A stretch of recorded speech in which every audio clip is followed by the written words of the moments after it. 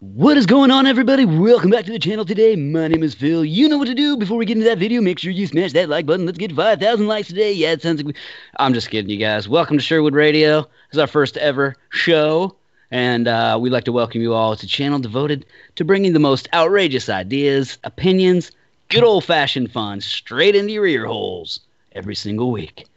This week's episode is brought to you by Robin Hood and his band of merry men. And if you don't think there's a band, hit it, Steve.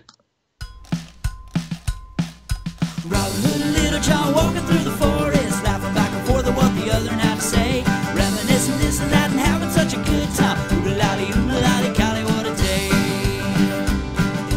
Never ever dreaming there was danger in the water. They just laugh and they just guzzle it down. Never dreaming that a screaming sheriff and his posse was watching them and gathering round. So Robin Hood and Little John running through the forest, jumping pitches, dodging trees, trying to get away, contemplating nothing but escaping, finally making it. Oodalali, Cali, what a day. Oodalali, Cali, what a day. Hell yeah, welcome to Sherwood Radio, and now for your host, Boondock. So hold on here. Are we live? Oh yeah, we're live, dude. I'm not able to get the feed on my end, I don't see a but screen come up, but we'll let the world decide. we'll let the world decide. Welcome. Welcome to Sherwood Radio. I hope we're live. This is the first ever episode.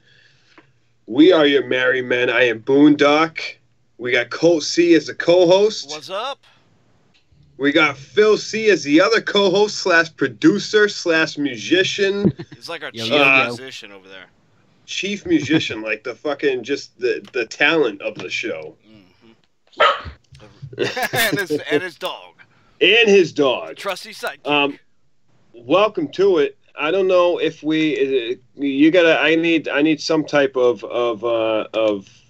confirmation that we're live, because if I am not getting it on my end, I don't know if anybody is getting it on their end. Yeah, I'm on the channel, not seeing it.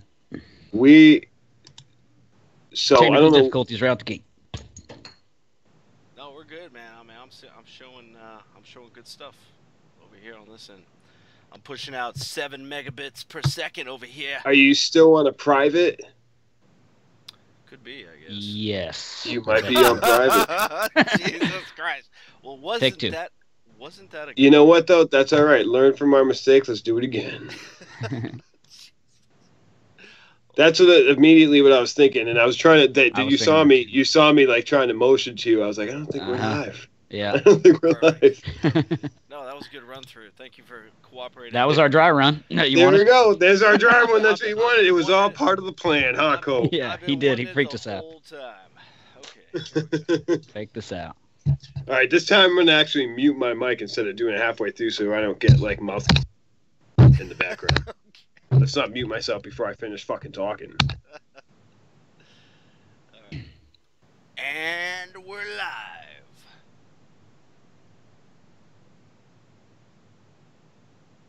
What is going on, everybody? Welcome back to the channel today. My name is Phil. You know what to do. Make sure you smash that like button 5,000 times, and don't forget to slap your brother in the... No, I'm just kidding. Welcome to Sherwood Radio, you guys. It's our first broadcast, live, hopefully broadcast, that we've ever done. And this is a channel devoted to bringing you the most outrageous ideas, opinions, and good old-fashioned fun straight into your ear holes every single week. This week's episode is brought to you by Robin Hood and his band of merry men. And if you don't think there's actually a band, hit it, Steve! Robin Hood and Little John walking through the forest, laughing back and forth at what the other had to say, reminiscing this and that and having such a good time. Oodalali, Cali, what a day. Never ever dreaming there was danger in the water. They just laugh and they just guzzle it down. Never dreaming that a screaming sheriff and his posse was watching them and gathering round. So Robin Hood and Little John running through the forest, jumping pitches, dodging trees, trying to get away, contemplating nothing but escaping, finally making it. Oodalali, Cali, what a day. Oodalali, Cali, what a day. And now for your host, Boondock. What's going on, guys? Welcome to the first episode of Sherwood Radio, a podcast that brings you a little bit of game news, a little bit of news that makes you say, what the fuck, and a little bit of junk. I got my co-host, Colt C. Say hi to the people. How's it going, all? And our other co-host, slash talent, slash band, slash fucking a million other things. I mean, really the most talented individual within this podcast that will ever be part of this podcast. We got Phil Craven. I do believe I'm getting the vapors. Ooh. So, what does this podcast consist of? Well, first, we pick a random game coming out, a game that's either hyped up, still in development, just an upcoming game that's worth having a discussion about.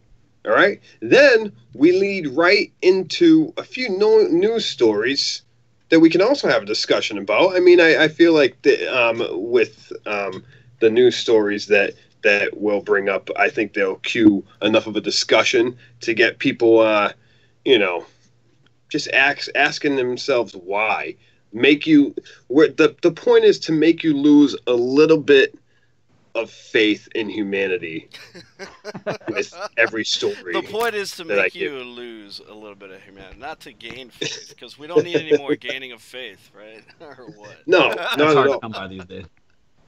And then we open the show up to callers. You guys want to come on the show? You guys want to ask a question? You guys want to say something? You guys want to talk about how dumb we sound or how dumb we look once we actually get cameras up there? Please do. Whatever it is, we're going to open the call. But for a limited time, you get on the call, say what you have to say, and get the fuck out of here. Okay, that's how we're going to run shit.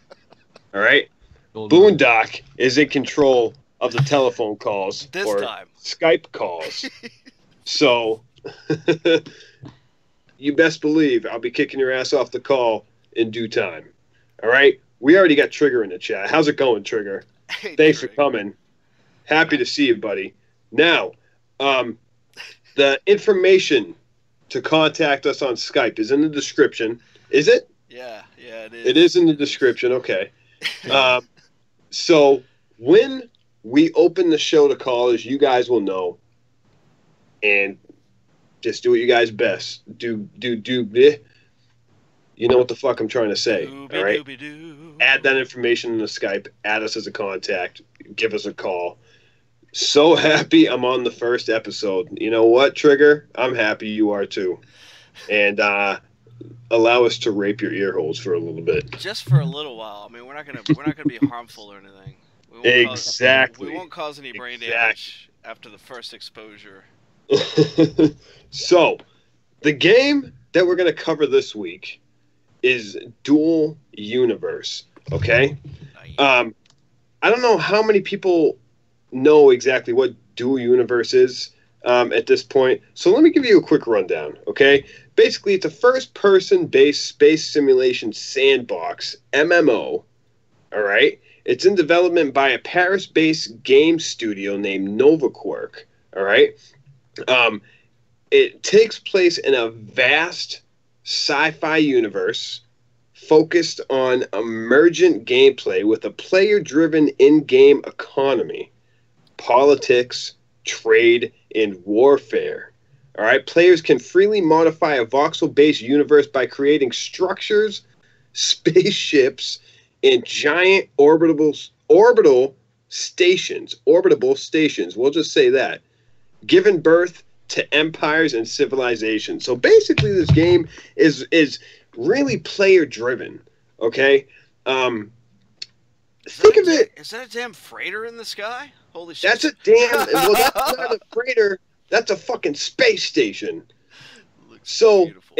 And everything you're seeing here is player created. Okay, well, not the planet itself. Okay, the space station you see in the sky. You're going to see them do a little bit of terrain manipulation in a little bit. You build your own ships, skyscrapers. Think Minecraft mixed with No Man's Sky, mixed with Star Citizen, mixed with Elite Dangerous. I don't know. It's not don't now manage your expectations because it's an early development and it's not. Of course, it's not as gorgeous and in depth as those other titles are. But for what it is in early development right now and the potential that this game shows, it could be a big one. I'm feeling it right now, dog. I mean, seriously, this looks like It does look cool. So one of my games is Skyrim, and I'm looking at this sucker. Going, oh look, there's the terrain manipulator. Right there. Wow, man. So It's interesting. Yeah, it is. It is extreme. And so like I'm a big Skyrim fan, Bethesda Studios fan, and you know, I'm seeing like the lushness that I like to see in an open world game here. Oh yeah, yep, definitely. What the fuck is that thing like hovering off in the distance over there? What is that thing? You know, what is that? Like a monolith? Like some kind of? Well, right now I'm seeing a guy making 2 tits out of dirt. He's making a tower. I'm waiting to get to the part where there's something floating off in the distance here.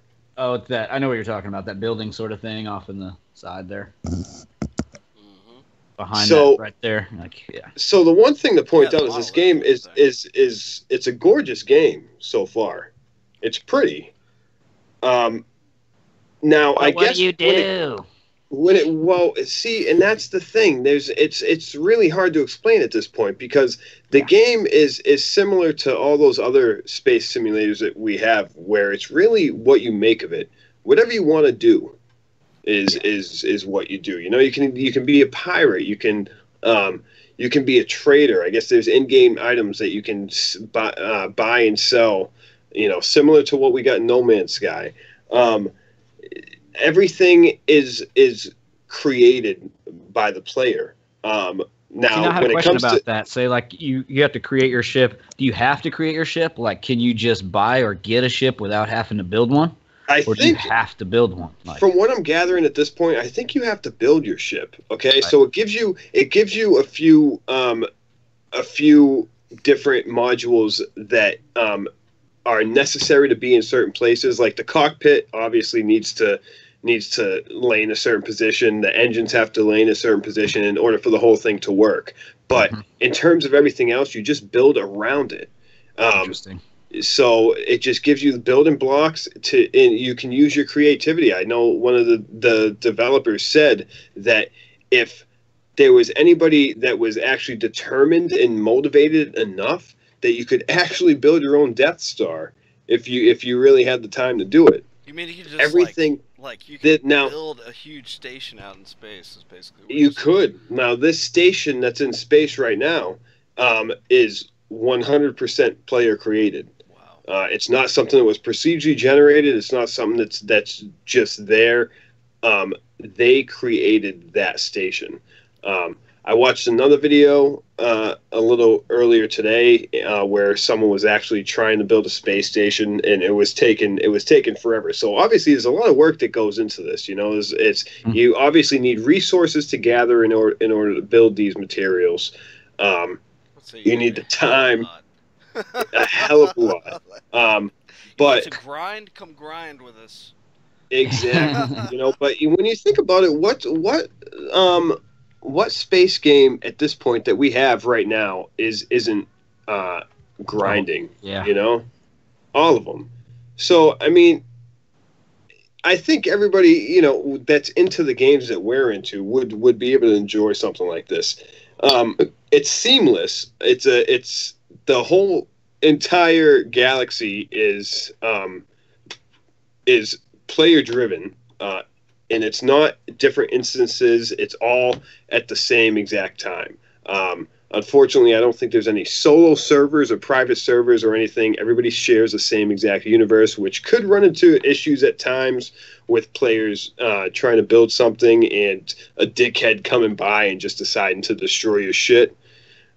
They've got to have something in place, you know, about that, though. I don't know if they do at this point, because they did mention that is a possibility if it is. But there are ways to make it easier for you. For instance, blueprints, designs that are, I believe, saved after you build them. so it makes it easier to so you just rebuild something. what you lost. Now, it would be cool if it was sort of like a Empire like format where you were just able to build your actual little whole setup in the expectation that, hey, somebody may come raid this shit one day, and I'm going to have to make sure it's fortified in a certain way, like or Rust. make sure my good stuff is locked up, you know? It's like I think that would be awesome. Space. Right. Now, for those risky players, like, they'll enjoy it. Like, I'll enjoy something like that. I would enjoy, like, even the risk of someone, like, possibly coming by and destroying my shit. It gives it kind of a realistic vibe. Right. And just visit and be nice, or they could come fuck your shit up. Exactly. And if they fuck my shit up, I mean, that just gives me more motivation to just build the crap out of whatever I have and grind away until I can either defend myself or whatever it is you in this game you fucking protect yourself from assholes with. Now, this person is inside of the space station that they built, and it looks unbelievable. That actually looks, I mean, I'm just looking at, I've never seen this trailer before, but I'll tell you what, man. Definitely looks great. It's got some promises, and you gotta think about this. This is pre-alpha gameplay footage that we're seeing right now. So this game has a long way to go. With where it's at right now, I mean, this could be just another one to add to the list of new space games that are just breaking into the genre and taking everybody by storm. That is a good point, is that a lot of, I mean, we're seeing like a rush sort of these type of games right now, which is a good thing, but it's also in its infancy, you know, to some point, because, you know, there's with a space game, the sky's the limit, literally, and, you know, it's hard to cram all that into a game. Right. So the much fact that programming technology that's that's sort of like dispersed. Everybody's working on their own kind of engine. You know. Yeah, it's a lot of work. And everybody has their own engine, just like you said. And I mean, we've seen through the problems that all these space. Now everybody has to take that in consideration, because everybody badmouths this or that about either Star Citizen or Elite or No Man's Sky, and even this one probably. But you got to understand the fucking work that goes into something like this. Yeah. To be able to create an actual fucking universe, a galaxy, that has its own economy, has its own, like, procedural generation. Like, all of it is a massive undertaking for any company to go about. And with, I accept all the little quirks that all these games have, because I appreciate the work that goes into it. Yeah. And what they're trying to accomplish. And like you said, I'm unbelievably happy that all these developers are deciding to step into the game with these new space simulators. We used to have enormous downtime between space sci-fi related games. And I fucking love space. I fucking love space too, which is why it's fucking awesome that I get the fuck off of this planet and go into space. Like, hell yeah, sounds like a plan to me. Spaceship. Yeah. I mean, like, it's got a warp drive. Cosmic trucking. Motorhome spaceship, fucking space balls. I was telling Star that. Yeah, there you go. Exactly right. I was like, hey Space man, balls. what if we had a spaceship that we could like haul like a bunch of crazy stuff, and then like all of us could live in the spaceship and we could like totally, we could totally take it, take loads across the freaking galaxy, and still just sell unknown artifacts back and forth. I mean, why not? Why the fuck not? Just take me, man. Just take me. Occupied escape pod, shit like that. Dude. Hey, Phil, you're hired, by the way, when I start my space trucking agency. Sweet. Oh, yeah. I can drive a truck. Fuck. Yeah, me Can too. I land one? I don't know, but I can get that. I don't even know if I can fly one. But, geez, man, I mean, so, like, it capture, a game like this has the potential to capture a lot of elements, I think, of games like Elite Dangerous, and also, like, Iceman always talks about his animal husbandry need.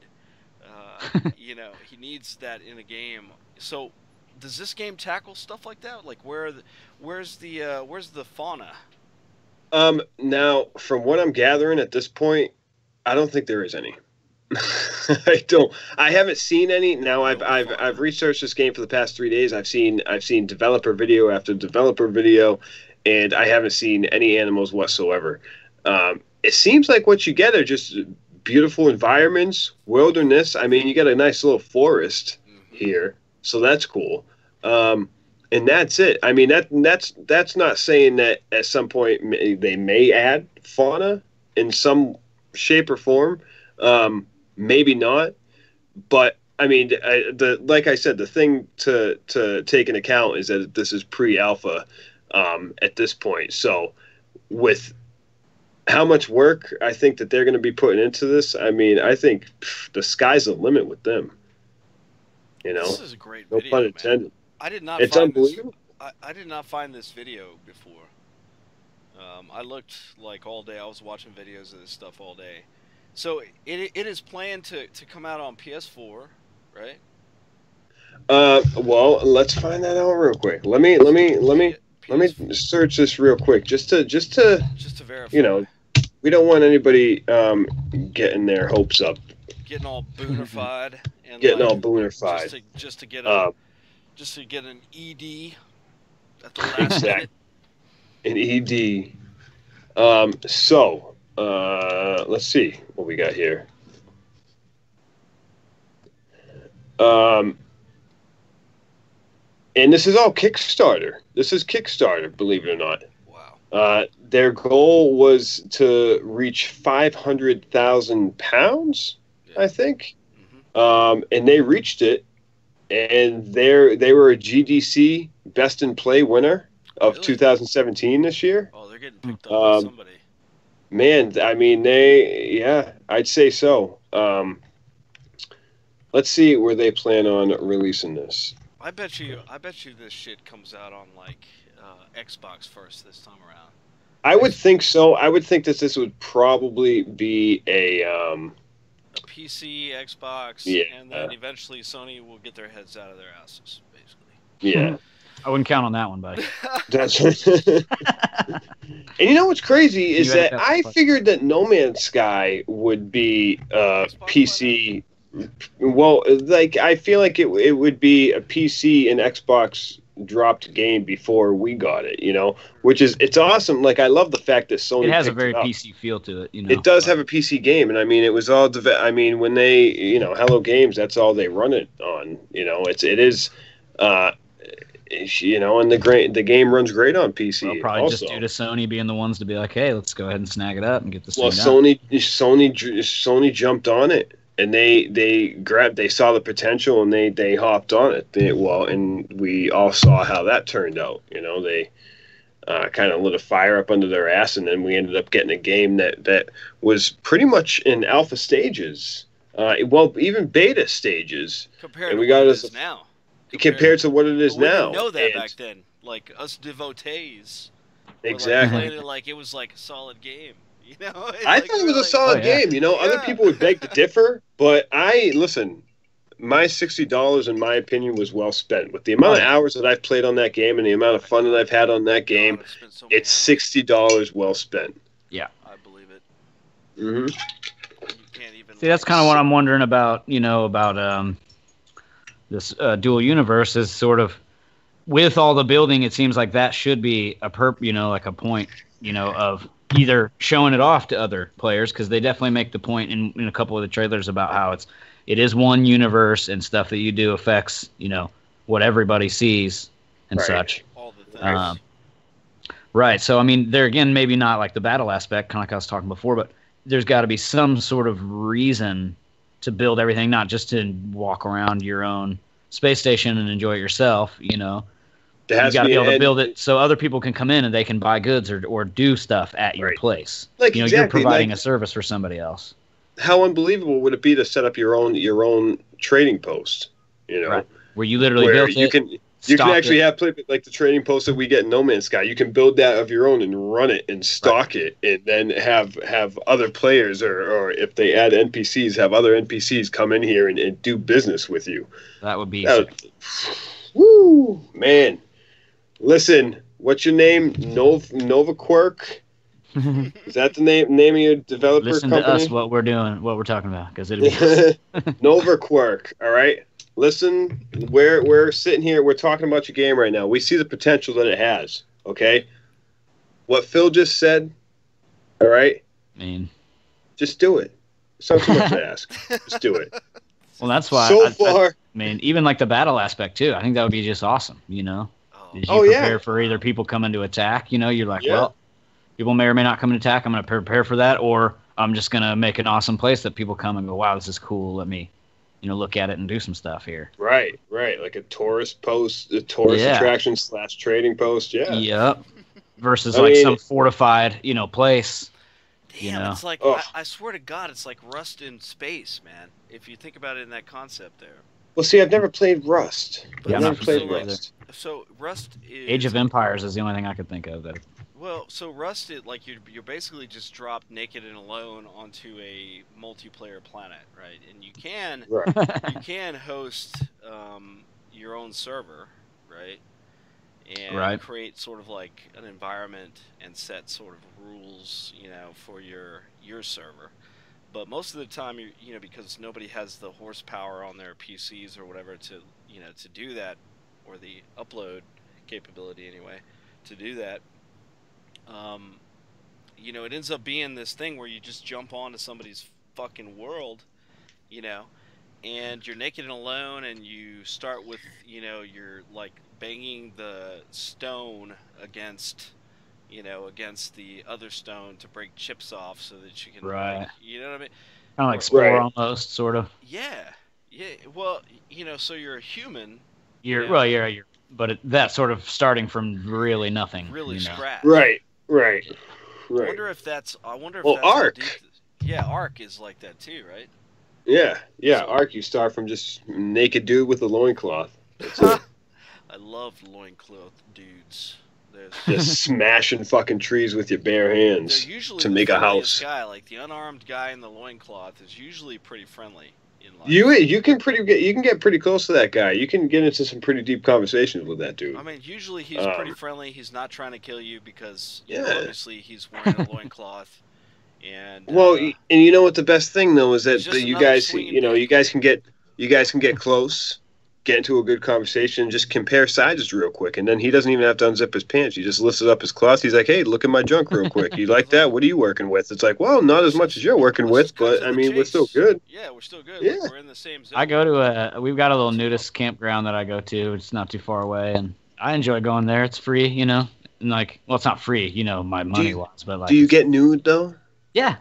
You do? It's something different meeting someone there, like you said, when you meet somebody and you're both totally naked, like no one's a threat. You don't know if that dude's a businessman or a hippie based on, because he's not wearing clothes to identify him as anything, so you just meet each other as people. And it's a very weird at first, but I mean, opening experience, it's something different. I would think so. And it's something like I've seen tons of things. I saw True Life. There was a True Life episode all about nudists and about this girl living in a nudist family, and she wasn't down with it. And I've seen other things about it, and it does seem like it can be like it's not even like a sensual thing. No, it's definitely very casual and yeah. Like I say, free. I mean, it's just that's the freedom of it. Is you got nothing to hide behind, and neither do they. You're like right. Like you said, what are you working with? Well, here's what I'm working with. There's none of that. It's just like everything's there. You just go, well, yep, this is who you are. You see this cock right here? What do you got? Let me see that. And you may feel compelled to walk up and go, damn, I'm not even going to talk to you because Jesus. What are we watching? What are we watching right now? Dude, I think we should try this Rust game out.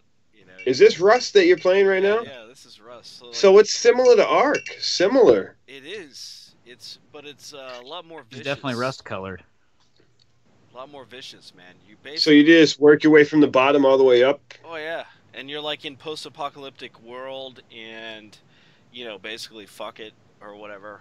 And so are you, is it like that where you're like having to defend yourself? Oh, yeah. You got to build a fucking fort and everything or else you get like motherfucker with a bucket hat on him trying to shoot your ass with a gun. So sort of like that 7 Days to Live or whatever game too? Is that what it's called? I think it's a little bit more Minecrafty. Fucking Buckethead, yeah. Fucking Bucketheads. Dude, Buckethead. Dude's rocking a Buckethead. awesome. Unbelievable. Every once in a while, they drop these fucking pods of like shit on your place. You see this motherfucker? Everybody's trying to kill each other. It's like, No, that looks very cool. It's like apocalyptic. Like you want to get some aggression out. Holy shit. So it's like a fucking made of junk. Everything is fucking made of junk. Look at this dude. There's a dude in a biohazard suit and everything, just with a fucking bow and arrow. Like whatever kind of like protection you can get, dude. That guy's got plastic bags strapped to his fucking legs and shit. So the second game we're covering today is Rust. Yeah. It's been out for a while. Pick it up. It's a good time. And why? Strap a Bill bucket on your University head and is more snipe like some people from a clock tower. I had to because we're angry motherfuckers, and Rust is one of those. So you guys gotta talk right now because Boone has to pee real quick. What? Uh-oh. Dead air. I know. Dead air. Dead air. On the show. Dead air. Okay. Dead air. No, there's no dead air here.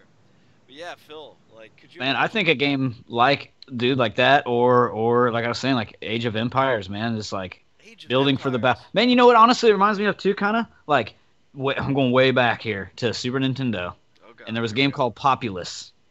And you could manipulate the land. You could raise and lower the land and flatten it out, and you build your little huts, and then they would spread out and build more huts. And you basically build your population, and at a time, you're basically blue, and across the map is red, and you could raise land up out of the sea, and you could cause disasters to the whole land or just to their land, to try and kind of slow down their progression. And eventually you're going to meet up, and by the time you've all built this whole empire, the land has been raised up and manipulated between y'all, so you meet up and you battle it out, and then, like, winner, moves on, like, basically. What's it called?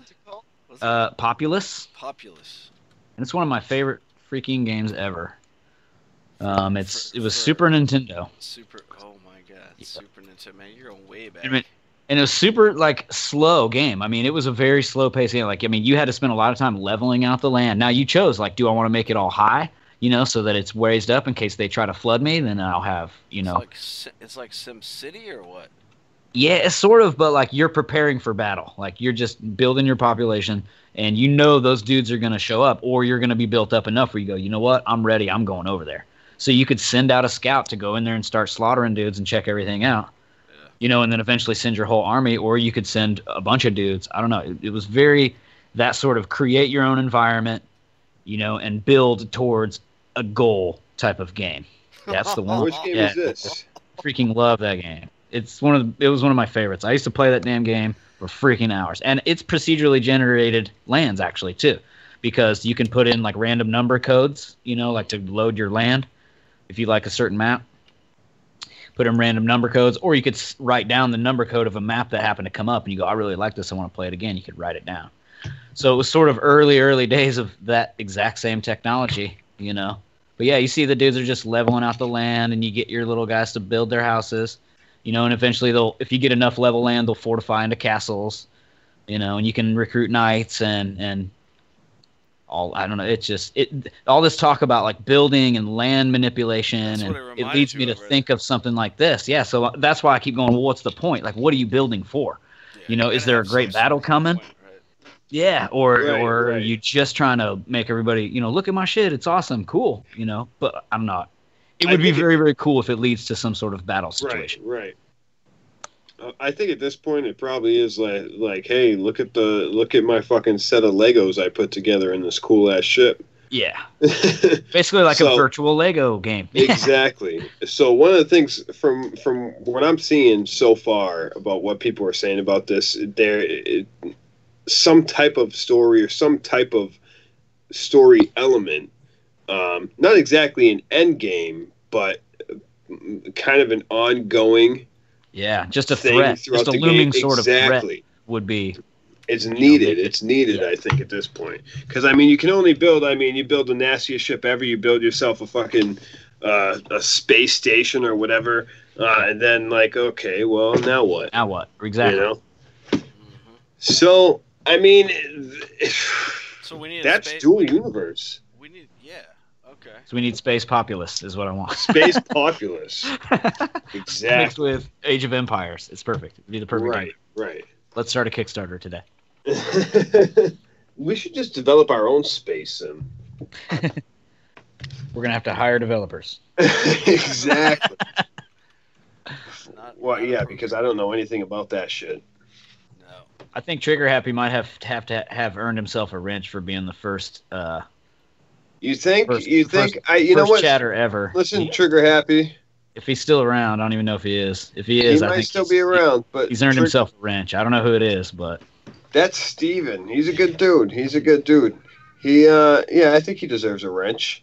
What do we got? What do we? being What the do we- first commenter ever, Sherwood Radio. Are we playing some more Dual Universe? Is this the trailer we got here? Yeah, this is the E3 trailer from, I think it's 2016. This is the one I watched. Yeah. This is good. So I mean, it's a gorgeous game. It It is. really is. Now, are there multiple planets? I mean, you can leave the planet, obviously, and go to other planets, and You can.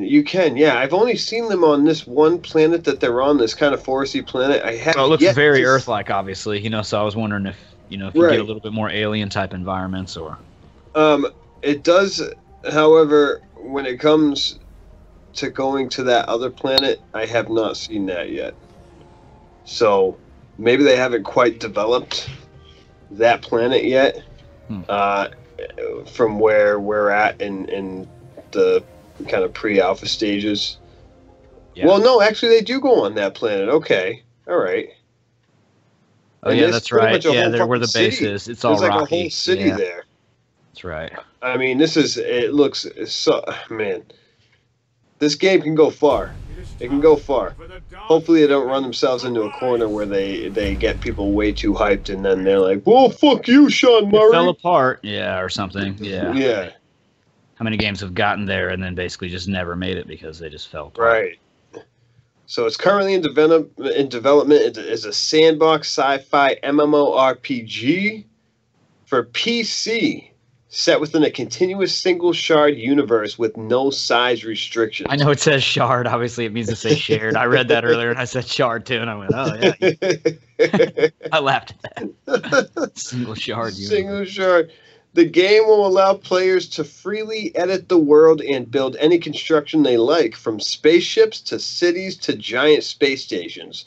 Played in first-person view, Dual Universe takes place in a vast, realistic universe made of millions of planets and focuses on emergent collective gameplay based around exploring, mining, crafting, trade, politics, and warfare. Well, there you go. So, That sounds pretty much exactly like what we were just talking about. If that's all really in there, then that should be the way that it is. So You build your it shit, sounds somebody great. could come along and either decide to attack it, and you're so well fortified, they go, oh shit, nope, I just got my ass kicked, I'm out of here. Or you got a little shack and they got a big gun and they go, look, I can easily take this dude's stuff. You know, so Right. you don't know who you're dealing with, the same way as they don't know who they're dealing with. I mean, that would be very, very sick. Yeah, it would be. And you've built this whole empire of ships and cities and, star stations and everything, basically, and someone stumbles upon it and goes, holy Jesus, this dude is well established in here. I'm not going to try and run up in here and take his shit. We need the ability to build our own empires. Yeah. You know? And then decide, That would be mission purpose right there. That would be Well, like, yeah. you decide whether- oh, you're gonna come fuck with me? Nah, you ain't gonna come fuck with me. Exactly. Right. You're not going to mess with my shit while I'm out messing with somebody else's shit. Right? Look at my army, motherfucker. I had to raid 9 bases to get what I got here. You ain't going to come take it back. That's right. Damn. I'm actually liking this concept quite heavily. I mean, I don't want to weigh too heavily on it because we don't, know that's what it is, and you don't want to make the game something it isn't, obviously, but in your mind. But man, that would be sick. It would No. be sick. It would be sick. I have no connections with these people. I'm just gonna hype it up. Yep. That way they have to. In my mind, that's the game that it is, so it better be. Yes. And then if it's not, I'm gonna make it my purpose in life to go around to all the forums and desecrate your Yep. sweet cherries. Well, here's the thing that kind of it worries me about the game and how exactly they're going to go about being able to stabilize something like this for what they have planned. It says the game enables everybody to play in the same world at the same time without any slicing of the game universe into instances or zones.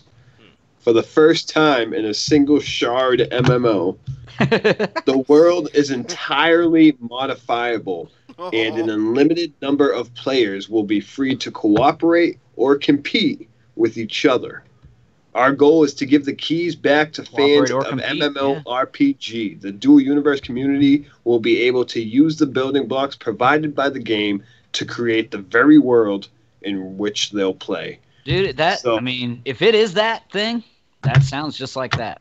I mean, listen to it. I mean, basically what they're saying is like, hey, we'll give you the worlds, we'll give you all this. You guys create the game yourselves. Yeah.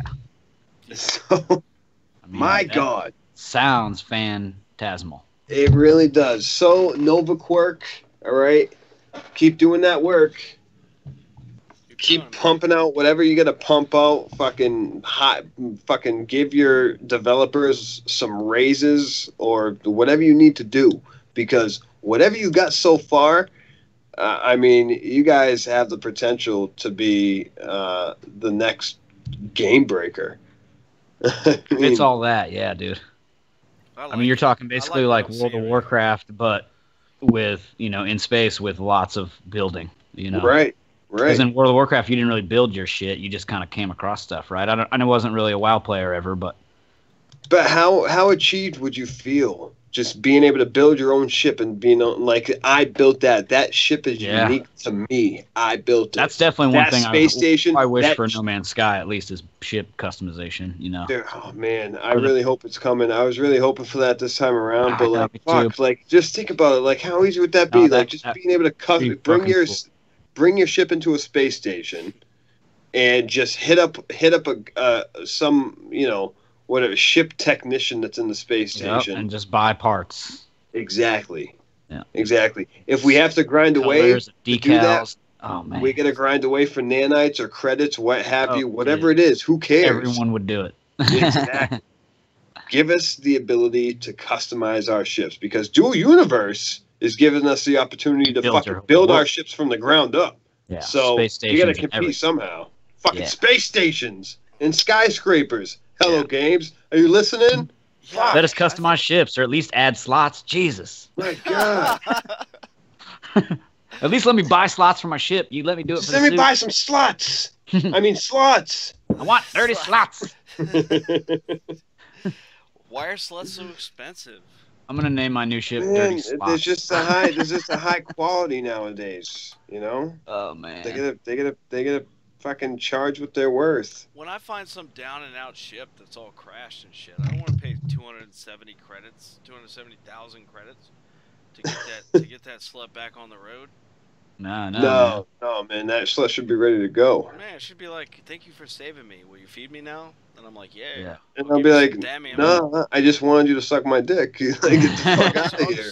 I'll just give you some of that Thamium dick. And then she's like, yeah, I'm out. You want to suck on my chunk of iridium? Is that what you want to do? Yeah, like that big pillar. I think we've gone off the rails a little. That's what we do, though. Let me fuck you with the long dick of iridium. They do look like giant phallic fucking. They are. I mean, some of them are eggs, but some of them are just straight up dicks. Yeah. I always thought they were dicks because when I was looking for portals, I kept thinking they were portals, and then I was like, nope, it's iridium dick. Yeah. Yep. Exactly. Pissed me off once again. Yeah.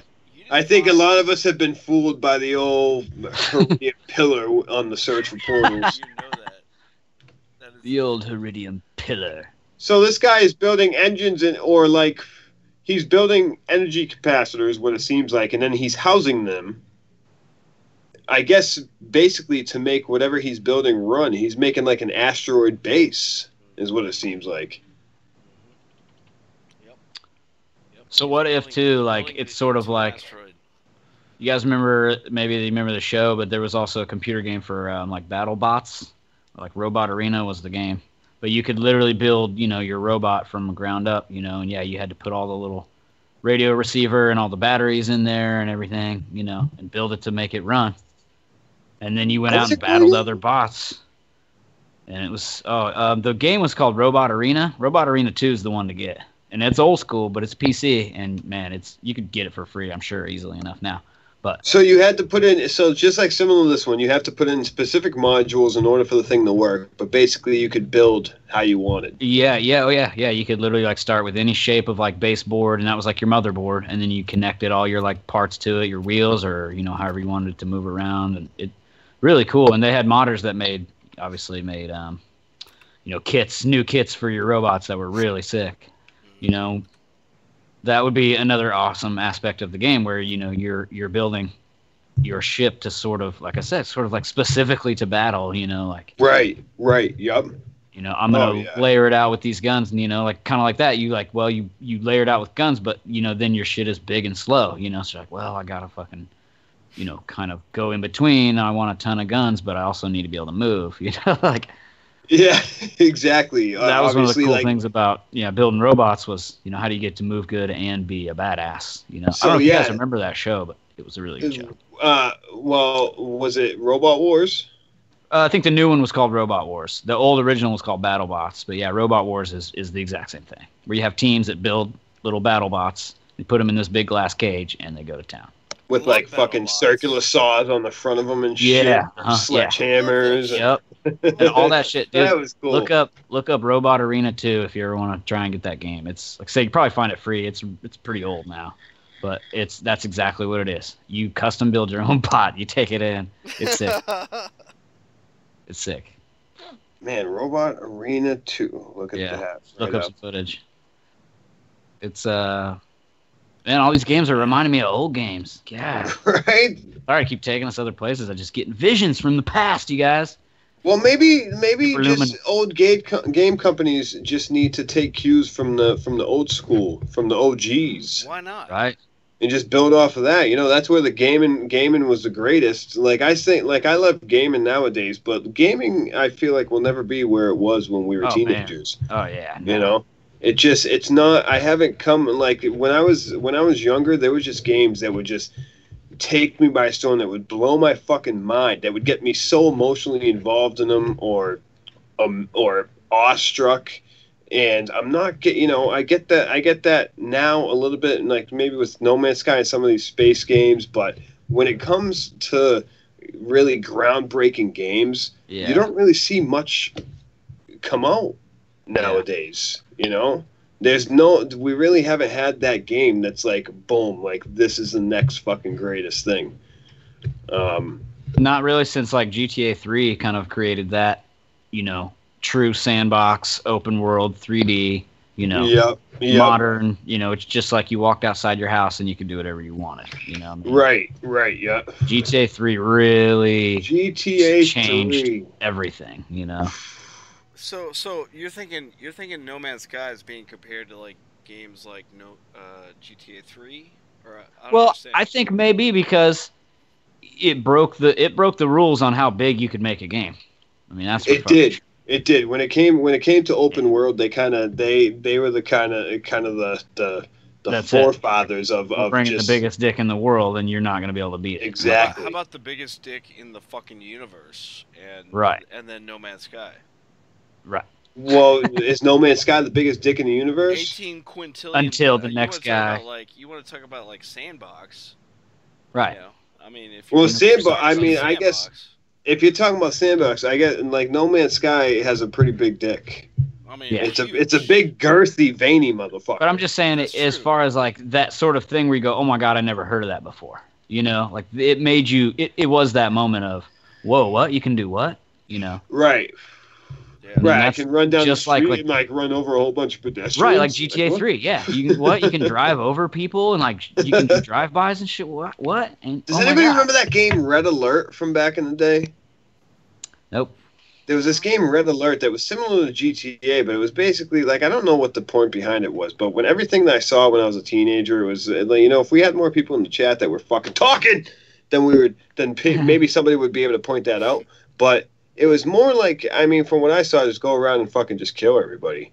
But it was similar to GTA in some way, shape, or form. If anybody knows much about Red Alert and the overall objective in the game, just let us know. But that was, think I mean, people, that was people similar. might be confused about what they're seeing here. They just walked on to a live stream. Well, there, what you're seeing right now, what you Game, guys are there's seeing six right people now, hanging just out. let us There are know. five But people. that was, think I mean, that people- was people similar. might be confused. We're losing them by the Five second. people, Here. They just- What you're they seeing just right now walked is dual on gameplay live from stream. Dual Well, Universe. there, What you're seeing upcoming game, it's in What you pre-alpha guys are seeing stages right right now, and it's basically a sandbox MMO space simulator RPG. Sort of build your own game, it sounds like. Build your own game. It's a player-driven universe, consistent. They're saying that this is one universe that's shared by everybody without creating any instances or slicing or anything like that, which is pretty hard to do. I mean, you see No Man's Sky still struggling to be able to 100% get get multiplayer up and running. It's a hard thing to do. I mean, you go into Elite Dangerous and you play and you go into Open. It's a hard thing to keep stable at all times. So I mean, we'll see. We'll see Even what a happens. game like GTA Online took, over a year. It took a couple of years to get, to where it was pretty smooth. Yeah. Its first year of existence was very rocky as far as connections, and teaming up and all that stuff. A lot goes into it. Yeah. So I mean, I don't know. We'll see where it goes, but I'm excited to see the outcome of this. I can't stress that this is a game that's very much still in development right now, but at this point, it looks great. It does look great. I mean, it's blocky, obviously. But when you get into the point where you're building this and building that, and you're trying to put a Minecraft element in it, it's really hard to go about that without kind of making it blocky. But look at it; it doesn't look like Minecraft. I mean, you can actually make shit look pretty good. It looks like a space station. It looks so like have they projected any release time frame at all, or is that still really out in the? It's still out in the open right now. It's still very in early development. I guess the developer is still releasing developer diaries on their I did watch Facebook, one of those, on their YouTube pages. So they're still working hard. But what we do know is that they did meet their goal on Kickstarter. So Shouldn't have any excuse not to suck it they up. shouldn't have any excuse not to finish this shit. They're doing a good enough job getting it hyped up right now. So Jamie from No Man's Sky Love, Jamie Miller, says just about every online multi seems to suck ass for at least 6 months. Yeah. Oh yeah. And then Broken Field 4. Right? Broken. Multiplayer is a hard thing to accomplish. It's a hard thing. Like I said, it's a hard thing to get stable when it comes to getting the servers up and running and getting everybody synced up at the same exact time.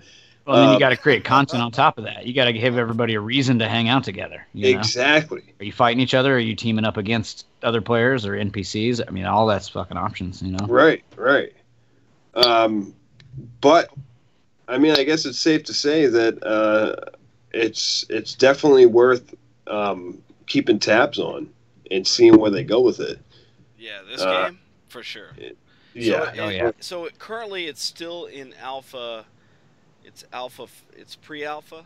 So it's not even Well, this is pre-alpha footage that we're watching right now, okay. So and it's in alpha stages now. I don't know if it's even out for the public yet. I don't know if it is.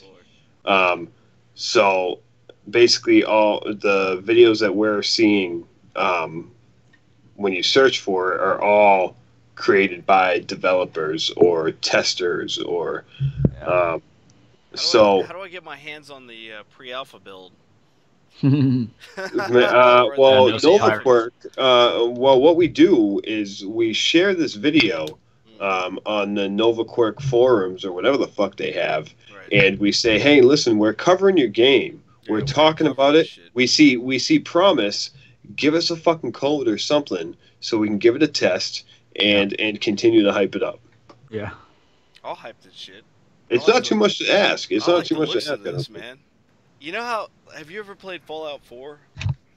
No, but it's something it's ever since No Man's Sky was physically in my hands. I haven't really had much time for any other game. Sad. It's true. But Fallout came game, out like a year Fallout has actually been a game that I have been really looking forward to start eventually. Oh, Whenever I get a chance. Probably by the time Fallout 5 comes out. So yeah, Bethesda's a really good dev, for these kind of games, these kind of like crafting games. They've got a really cool system in place, and they've even, like, at least on PC, they've created like a whole like creator studio where you can like build your own mods and stuff, like with a pretty significant tool set. And so I played on the first time I ever played Fallout 4 was on Xbox, and I guess it was like 10 years ago now. I played Fallout 3, and it was, so Fallout 3 for me was one of those like post-apocalyptic games that like I actually dreamed about. You know what I mean? Like for me, it was like I'd play for like 6 hours a day, and then I'd go to bed. And then I'd like have a dream about some crazy post-apocalyptic world. Like I really got into this. That goes back to the days of Tetris nightmares. You played Tetris for too damn long, and all your dreams are blocked out. Yeah. Dude, I have No Man's Sky dreams all of the fucking time. I wish I had No Man's Sky dreams. Dude, I do a lot. so Jamie's saying it's still fun, but man, even now GTA 5. What the fuck? Just trying to coordinate a decent game session sometimes. Little things kill me at times. Shit. This looks cool enough. Whatever the hell, Space Jesus of architecture. It is hard. It is hard, especially in GTA. Space Jesus. Yeah. Trying to coordinate any game in GTA, it's like the only thing that I can find that's consistent and actually takes absolutely no coordination whatsoever is setting up a race. So whenever I go on GTA, races are definitely fun. I stay in the races, and all those special races where you get those fucking crazy ramps and those are fun, in the dude. sky. Those are fun as hell. When I go on GTA, I spend about a couple hours on those. But when it comes to either setting up heists or jobs, if you don't have 4 kids that you're talking to and playing with, it's tough. Exactly. And that's hard to get 4 people, together to do that. But I've had some really good times doing like heists and stuff, But I think where they've messed up on GTA Online is by trying to make it too much. It's like too much. I don't know, with all of the like they're incorporating everything. Motorcycle clubs is cool, but then you like the business. I don't know how long it's been since you guys have been on there, but now they've got the new gun running update, which just came out, which I haven't actually played or tried. Yeah, what is that called again? A Smuggler's Run? That was the last one. I think this one's gun running. Okay. Okay. But I mean, yeah, it's just like it's cool, but it keeps being like so many of those same type of sort of field missions, and man, those things are so hard because you can't get a proper crew together. Well, and if you can, if like for example, if you spent a few weeks like trying to get all of us involved, and then we could do a heist crew that would dominate fucking lives. Exactly. I'm telling you, man. That's well, we can start playing GTA. I'm down. I've got it. Huh? Yeah, I got it on Xbox, but I can get it on PS4. No problem. Get it on PS4. Yeah, absolutely. If Phil's got it, I got it too. Fuck yeah. I love the game, dude. It's like I was surprised. I mean, man. I've got a CEO corporation. I've got a motorcycle club. I got a weed warehouse. I've got fucking a ton of that shit. Warehouse? Well, my ears just perked up. What you got growing in there? Better be some high quality shit, dude. Some of that high quality. I don't know. I've never sold it because I grew it all, and then I gotta have other players, to help me play, because you can't do that shit by yourself. Like you can't do it in a single solo session. And you have to have people to help you, just like the heists, kind of, So it's like I never have done a lot of. You gotta have the right crew, people that aren't gonna bug out, Yeah, people that are gonna, and if somebody's dying a bunch, then you can go, okay, hey, bro, we need you to switch up. You're gonna try something out, try a different aspect. Take a break. Yeah, yeah. But no, I'd love to get down on some GTA, man. Hell yeah, dude! Anytime, anytime. From you guys. I know I've got Colt added. Boone, I don't know if I've got you added on my PSN. I think we took care of that a while back. I thought we did. I'm gonna boot up the PS4 just to make sure. Why are you being all secret? While we're talking.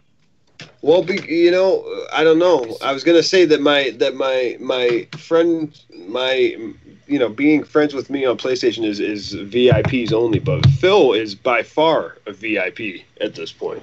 Oh, So I agreed, Jamie. Yeah, if- Oh, sorry, I was just reading the comments there. Yeah, he's What'd talking he about. say? I spent $250 on GTA 5, which I did too. I bought the deluxe edition PS3 midnight stand in line when it came out.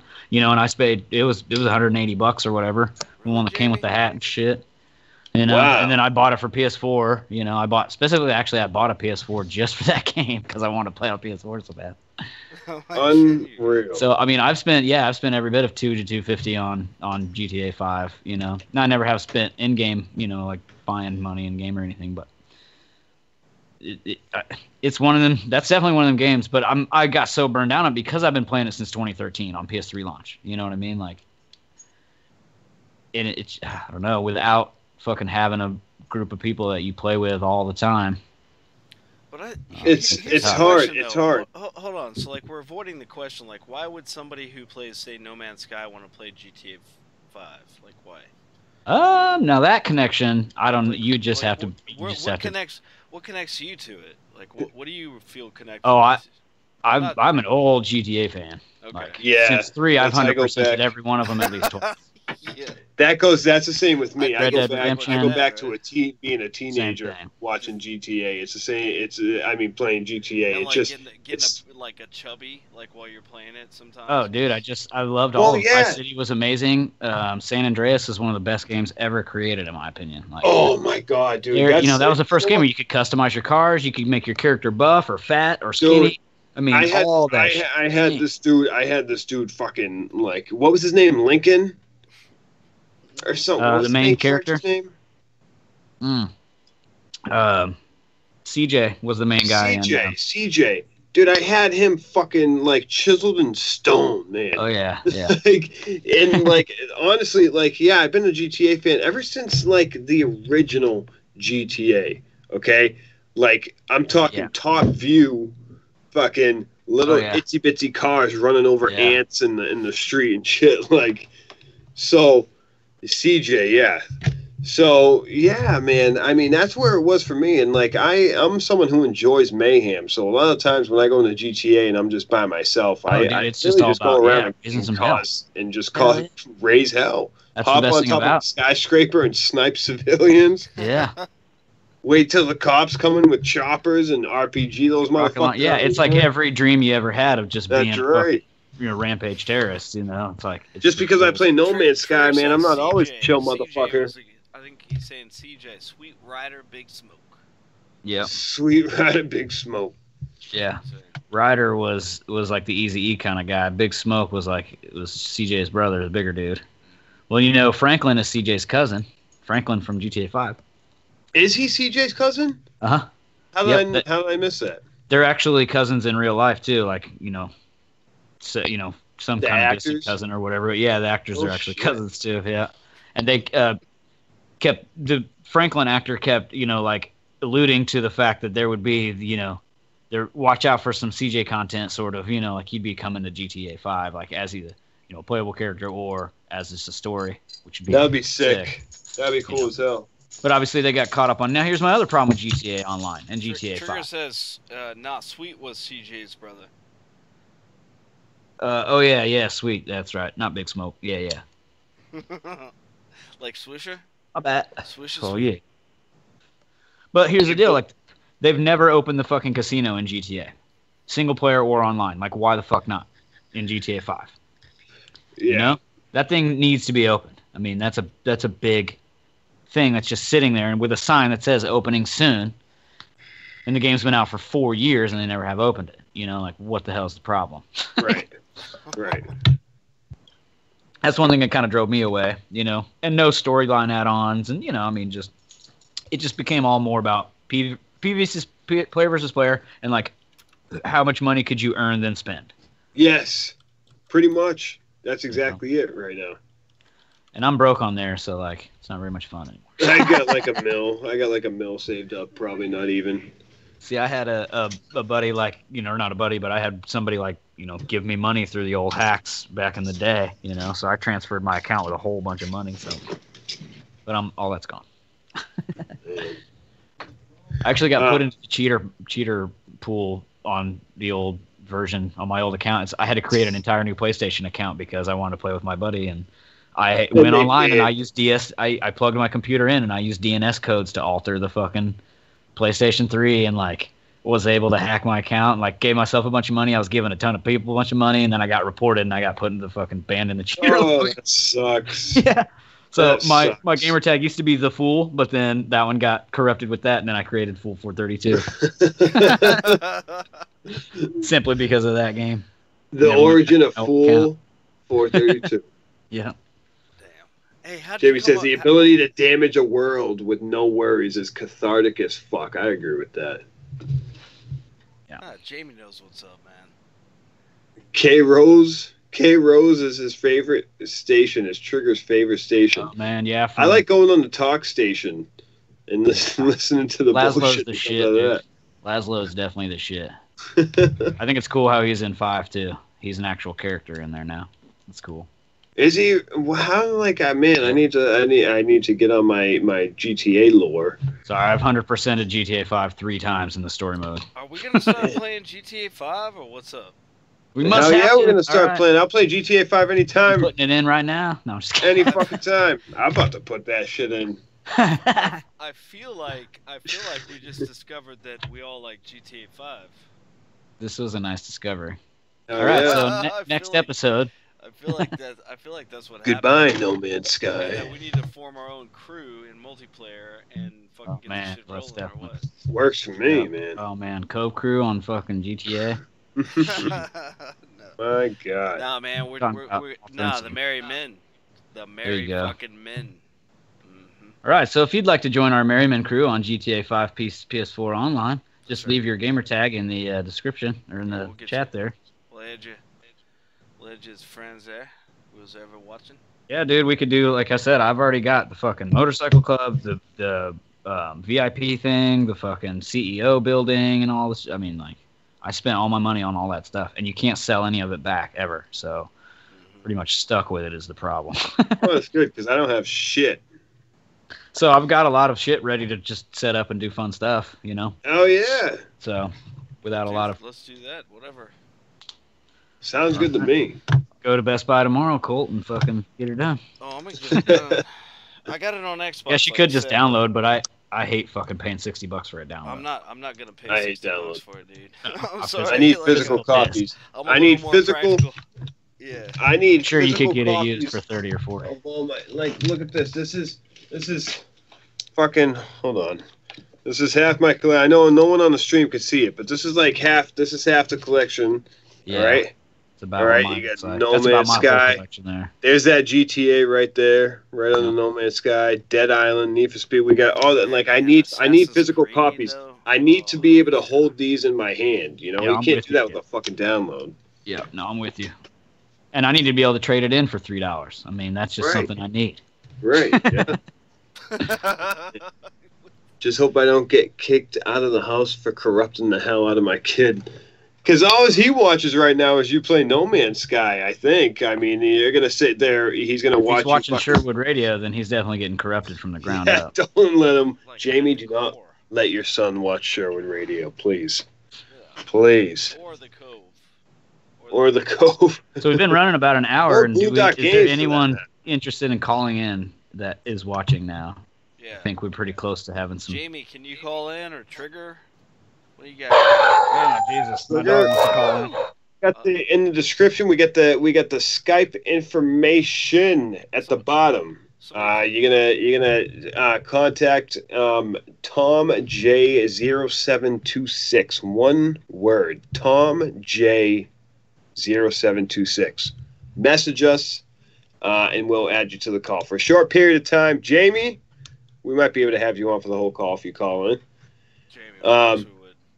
So now, That'd be a rarity. can we get into these crazy fucking stories real quick? Hey, let me take a. You got a smoke butt break. I didn't get a butt break. I got a pee break. Jesus. Jesus. What do you want, a smoke break? Okay. Okay, have a smoke break real quick, all right? Mo It's going long. Mo- It's going long. going long. Mo Money's is I think taking a pee break also. I ain't leaving. So, huh? I ain't leaving you, honey. No, you can leave me. You can leave me. It's all right. Go take a peep peeps. What? All right. Hey man, you know I got some GTA 5 like rolling on the screen. I do. I see that, and it's making me want to queue up the game right now. Honestly. Like I'm like, no, cool. No. Hopefully, there's Not no buying copyright strikes whatsoever that come from this shit. It's the trailer. We're doing them a favor, man. We are doing you guys a favor, Rockstar. It's all Cut us a trailers. fucking break. Look at that belt buckle. Phil, let me see that belt buckle real quick. Let me wait till he gets his headphones back on. All right, now that you have your headphones back on, stand up real quick. Let me see that belt buckle one more time. Sorry. Oh, my, it's the Ween Boognish. Sorry, get my penis out of the way. Yeah. Man, that looks like the old Murray comic logo. It's the Boognish. Oh, shit. It's that same thing. There was literally Hell yeah. what's happening. Just So it's the, basically, he was showing off his tattoo. I'm sorry for you guys that aren't on the Skype call the right now. tattoo was on the side of his dick. It was not On the side of his dick. It was a masterpiece. It was like by the way. it was like side boob. It was like side And may boob. I It's add- not actual number may I pornography. It was It's not actual pornography. it was a gorgeous side dick. By the way. Very nice.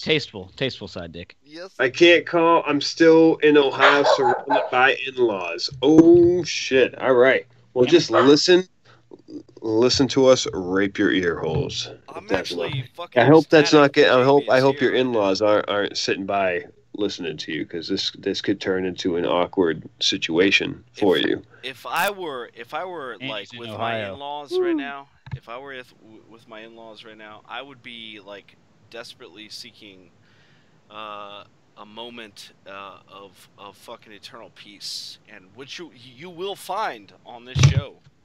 You will find eternal peace. Well, will you find eternal peace on this show? I don't know. Yes, you will. Yes, you will. Yes, you will. I feel like you come into our show and you experience the fires of hell when you come in here. Which will cause you That's to go it. on a journey to find To eternal find peace. peace. And Yeah, that's true. So, Whatever so the cattle listen. is.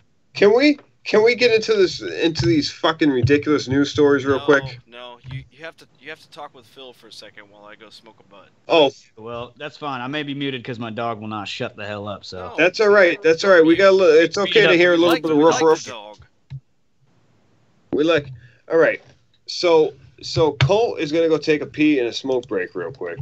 After he comes back, we're gonna get into the whole news story thing. I got a few news stories. That's what we're gonna cover each show. A couple of stories that just make you say, "What the fuck?" Just news stories that are hard to believe but true. That are just worth striking up a conversation about.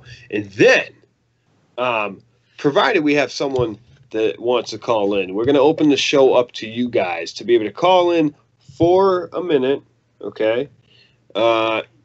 Give your 2 cents. Talk about how shitty or good we're doing. If you have something to add about the conversation about either Do Universe, any of the other games we covered, or any of the news stories we covered, definitely do that. But that is that's the rest of the show. So, Phil, what's your dog's name? my dog's name is Nesta. Nesta. Yeah, we were gonna name him Bob Marley's middle name, but it turns out Bob Marley's middle name is Bob. So we looked up his first name, which happens to be Nesta. So we went with Nesta. Nesta Robert Marley. I think it rhymes perfectly. It fits perfectly, and I don't think I ever knew that about Bob Marley. Yeah, So- he's a half pug, half boxer. So he's got this big old boxer body, but He's this a- gnarly little pug He's a face. boxer.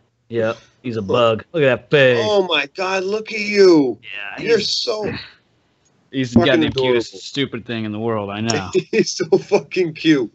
I had a cat, a black cat that was like, it was weird. He was a mix from a short hair and a long hair. Mhm. His name, we named him Marley. His name was, what was his name? Man, I forget what his name. He had a stupid fucking name when we got him. Okay, and he was already a Right. year old. And then we got him, and as soon as we picked him up, we were like, yeah, no, that's not what his name's gonna be. So we were like, what do we want to name him? And naturally, we were like, let's name him Marley. Yeah. Okay, and man, he was the most loyal cat you have ever met in your life. He was pretty much like a dog. He would I've got a follow cat us sort of around. like that. Yeah. So, well, here's the thing. Now, I didn't fix him, so Right. he pissed all Yeah. over the house. Spray. And I was living in an apartment at the time, and I couldn't deal with that. And number one, I couldn't deal with someone knowing that I had a cat because I wasn't supposed to have a cat. Right. So one day I was like, listen, I'm gonna open the window right here. Okay. Yeah. You're gonna go outside. All right. Do what you have to do. When you come back, I mean, if you come back, you come back. If not, well, I put him. He climbed out the window, sat in front of the window, and laid down. And I was like, all right, so I'm gonna go to the store real quick, and then I'm gonna come back. So I came back to the house. As soon as I walked in the house, he was sleeping on my roommate's bed. Okay. After being outside for I don't know how long. So at that point, I made him an outdoor cat. He would come in and then go in and out as he pleased. That's how all my cats are now too. Yep. And it was crazy because he would be outside all day and I would be gone all day. And as soon as I pulled into the parking lot, as soon as my car pulled in there, he would run out from wherever he was, whether it was in the woods or the bushes or what. And he would run up to the car, wait outside the car door and look at my door until I opened it and got out. He would follow me up to the door to go inside, but he couldn't go in through the hallway because then, I couldn't let anybody know that I had a cat, even though everybody knew anyway. So as soon as I opened the door to the building, he would run around the side of the building to the bedroom window, jump inside, sit at the front door and wait for me to open the front door. And then he would be pretty much up my ass the entire time. This was the most loyal cat I ever had. And then there would be points where we hiked in the woods across the street and found this clear. Hold on. Yeah. We should have this warning that's being displayed on the screen for the viewers before every single fucking episode. I'd agree with that. There will be probably there's a small chance there will be intense violence. We're definitely going to talk. We're definitely going to talk about blood and gore. Junk is out, and there's mature humor all over the fucking place.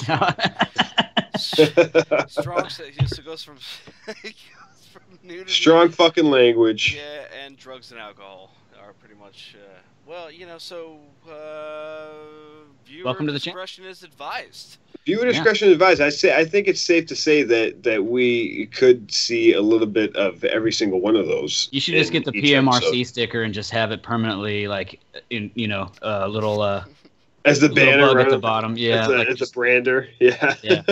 Parental advisory explicit content should just be right there at the bottom. I think that might be necessary. People will probably not want to be associated with us. I'm just saying. It's okay. That's all right. We don't want anybody fucking associated with us. We're except those people that absolutely want to be associated with us. If they can't get down, then we don't fucking want them. If they can get down and appreciate and stick together and join this brotherhood we got, then by all means. But if you have something against it, if you don't like what we're saying, if you have anything against what's going on here right now, get the fuck out of here. We don't want you. That's basically how it is. Yeah. So, but I am pretty confident in saying that I think that everybody that hops in to our chats are people that we know and love and will appreciate the content that we dish out to them. Yeah. Now, until we can start getting the people that we don't know, and we call them fans. Yeah, then we call them unless they suck. Like, if you guys suck, you're going to be told. You're going to be told that you suck. That's just the way possibly on a daily basis. Like, if we're sucking. Oh, no, yeah, if we're sucking it up, please. Please. And at the end of the show. But you have to call to tell us. None of this comment. It's an opportunity for you guys to tell us that. You have to call in. If you want to tell us we suck, that has to be a call. If you're listening right now and you want to call in. You can get in the chat and say we suck all you want, but it's not going to get you anywhere. It's not going to get anywhere. It's not going to be anywhere. The only way you get your voice to be heard is if you put your fucking big boy pants on, all right? Call the numbers. And call in here and say it to us face to face. Well, voice to voice, technically, but even still, all right? If you want to say show it to your us. face on Skype cam, you will get bonus points, and you can even talk some more shit. There we go. There we go. The more you reveal of yourself, the more shit we will allow you to talk. And I we're love not it. gonna have any of these goddamn robots that are like, blocking people. And then we will have a beer at the end of the day after you get it all out. That's right. Or like, That's actually, right. probably for me, it's like more like a 12-pack or something. Oh, yeah, I mean... Speaking of which, I need to take a shot at some point. But Oh, yeah, I before forgot to get my tequila, too. Jesus. I need to get before to Yeah. before I take a shot, I'm gonna get into this first news story real quick Alright, because I let's think hear it. it's a little fucked up, do a that. little funny. It's more funny than fucked up. What do you want me to show on the screen? You want me to just keep... Well, there's not really anything you can show on the screen. Well, what you can show, why don't you throw a piggy up there? A piglet. A piglet. Throw a piglet up All there. right, Just all a right, baby hold on. pig. All right, Okay. baby pig. You know, we actually owned baby pigs at one point in time. Did you? Then you'll Yes. appreciate this. I mean, baby pigs. Hold on, baby Boone, pig. did you check and see if you got your PS4 on there, brother? I do have my Oh yeah, that's right. I'm actually in my friend's. Oh, yeah, there you are. right I now. got you. I got you. Yep. Do I'm gonna you? throw What, some what are you? ladies, some lady's What's your video name? of baby pigs waking up. I'm going to send you guys the picture. Just a screenshot real quick is all. What's your name on it though? Fool 432. Oh, I do. Yep. Okay. Durr. Baby All right, pigs this is happening. dark, but Baby pigs are happening. Okay. that's my view All right. from my half-built cove So let's. base. So Okay. let me. Go ahead. I'll be right back. Okay. Let's look at this half-built cove real quick. Oh, it's just a view out the window across the bay. Just Ooh, some nice- that's gorgeous. yeah. You got a nice beachfront property and everything. Oh, dude, it's literally has beach, mountains. That's an actual cove. Like, it's beautiful. Hell I got yeah. Goonies All right. rocks, everything. Hey, what about these news So- stories? Come on. Sorry, go ahead. So, so this happened in London, right? Basically, there are a bunch of young pigs, all right, little piglets. They were saved from a fire department at a fire in southwest England earlier this year, all right? What happened is that there were 18 piglets and 2 sills that they were rescued after an electrical fault set hay on fire at a farm in a place called Milton Le Bourne. It's about 70 miles west of London. Okay, this happened in February. Now, as a thank you to the firefighters that saved them, the farm slaughtered the piglets. They slaughtered the pigs and the 2 sills, and they they gifted the firefighters with sausages made out of them Yes! God damn, As that's a- how it's Wow. done.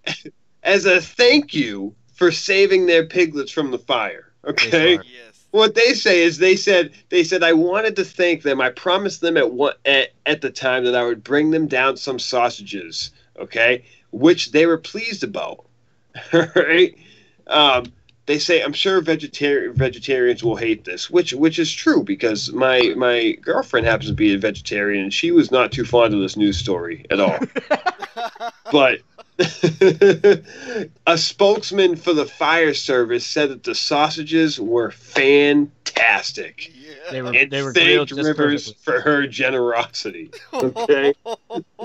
So- what the fuck else would, like, they probably asked the firemen, like, we need to give you a gift. All right. We have to. They're like, we want some meat. Yeah, and they're like, I love how we got baby pigs on the video right now. It's oh man.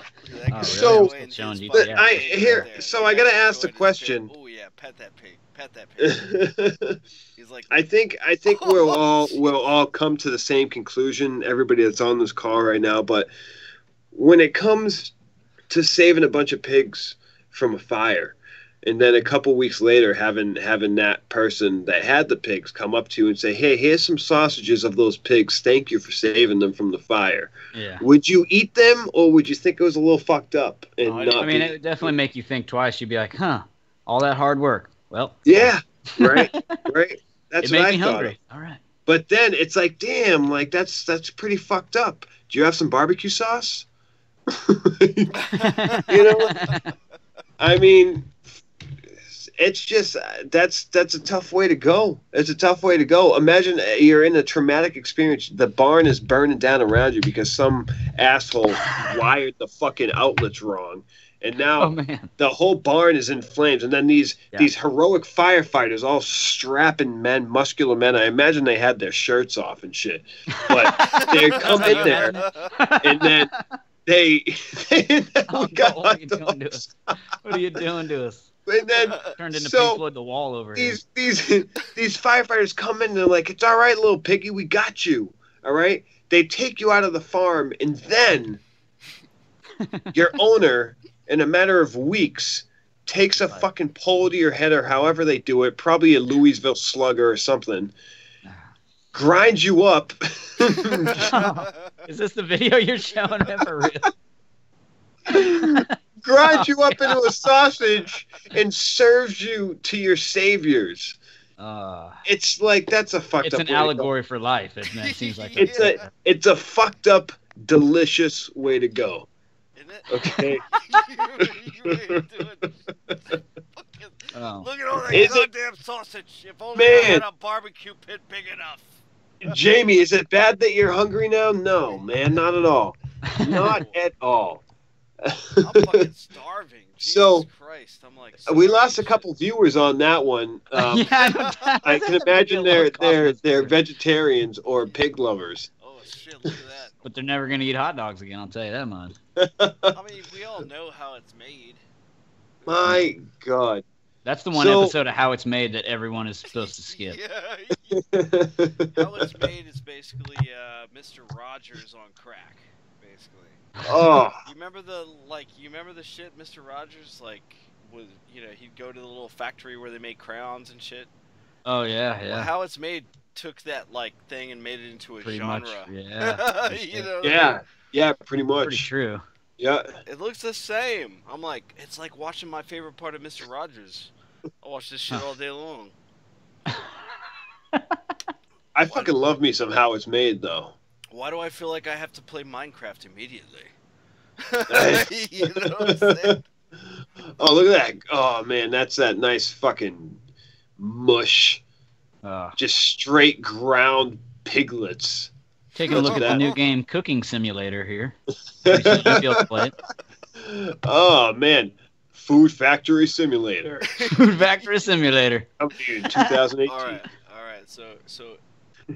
Next news story. I'll leave it right there. Okay. All right. All right. So hold on. Grandma's reacting. Wait a minute. Grandma's reacting to GTA 5. Grandma's reacting to GTA 5. That's a good thing to play right there. Hopefully we don't get a copyright from Elders React or Teens React. No, we're just supporting those channels. Yeah, we're supporting. There we go. Hop over and drop a sub and a like to them. If you're not watching those guys, fucking assholes. So, hey, I'm playing a video on my end. I don't want to be doing that. So, well, send me a link. I'll play it on my end. We'll get into some more amazing news. News that won't make you say what the fuck. It could make you say what the fuck, but it's more interesting and more for those space enthusiasts out there. Well, what is it? Now, an initiative set up,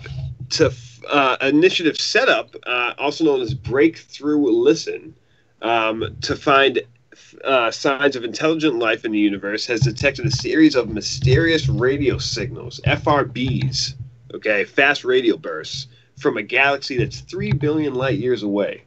All right.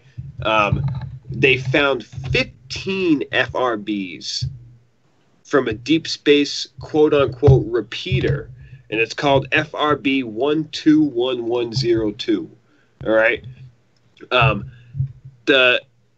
The first signal was discovered on November 2nd, 2012. Okay, so this is what they mean by repeater, is that this thing has repeated multiple times in the past few years.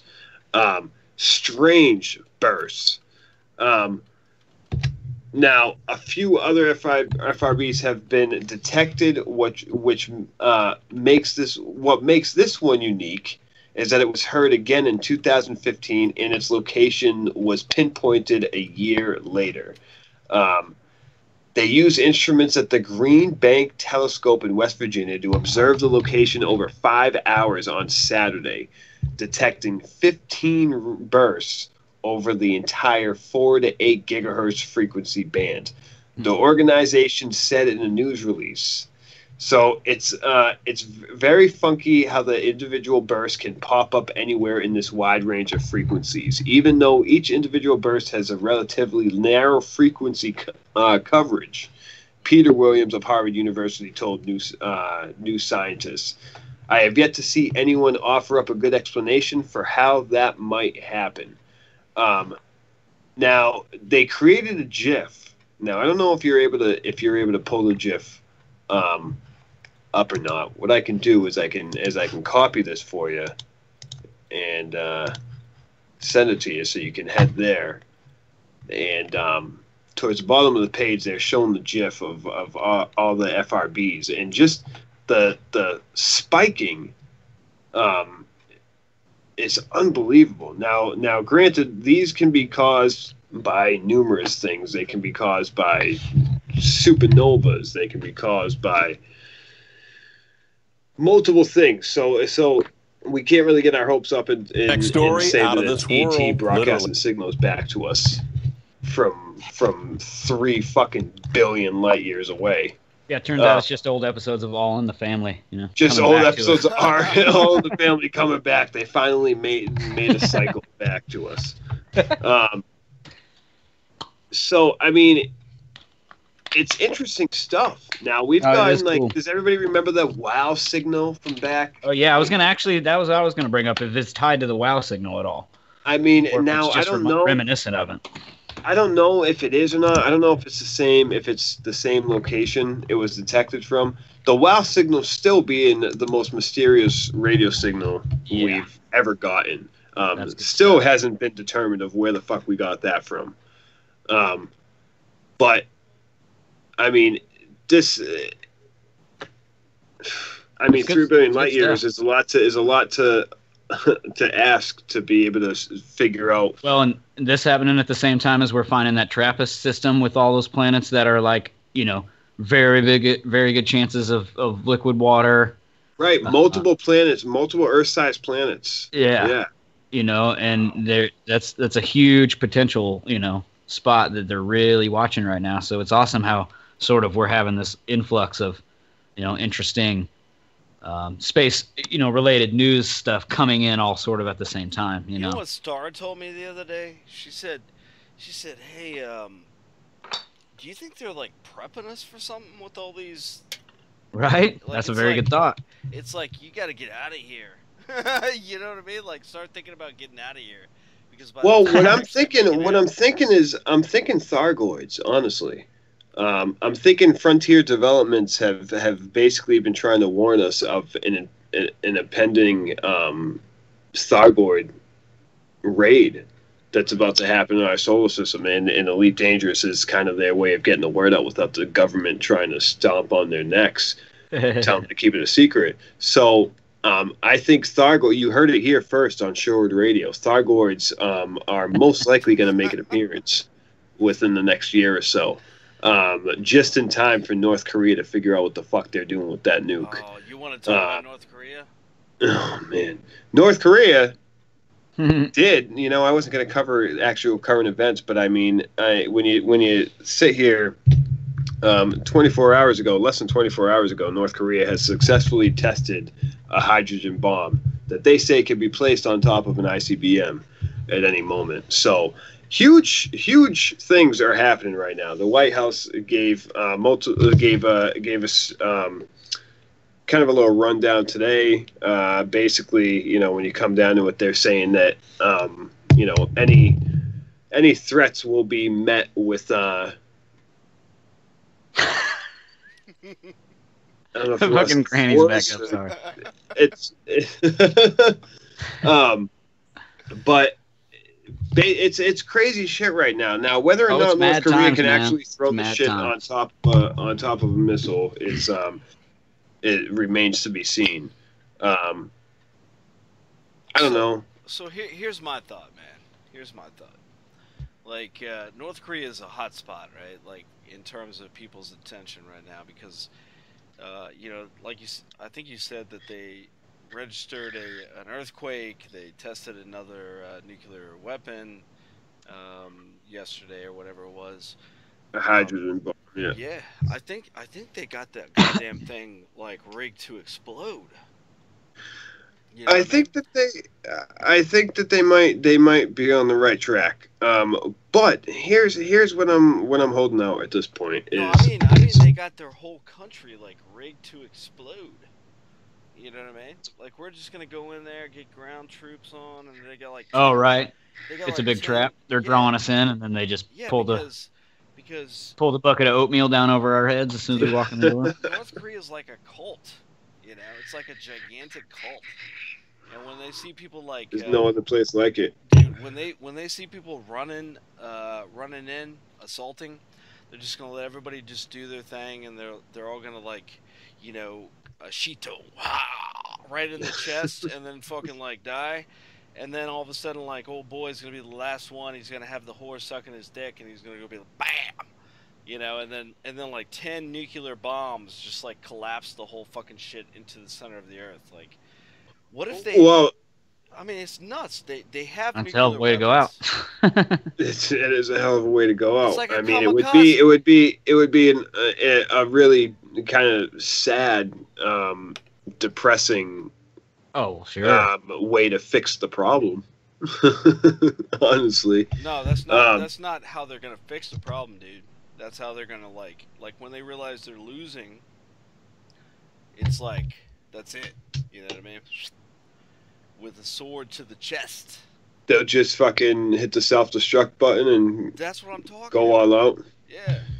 Yeah. Only problem with doing that is that would fucking, I mean, the damage that would cause to the What I the surrounding. You got Japan, you got South Korea, you got I mean, The all these places. surroundings, if they detonated 10 nuclear weapons underground like at once, dude, they end up taking out like most of the population of the planet. So Well, quit giving them ideas, Jesus.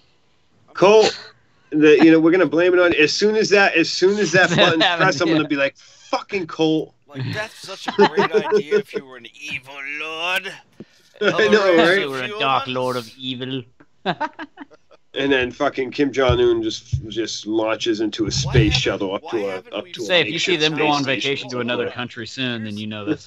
Here's the legitimate question though: why haven't we annihilated the fuck out of those?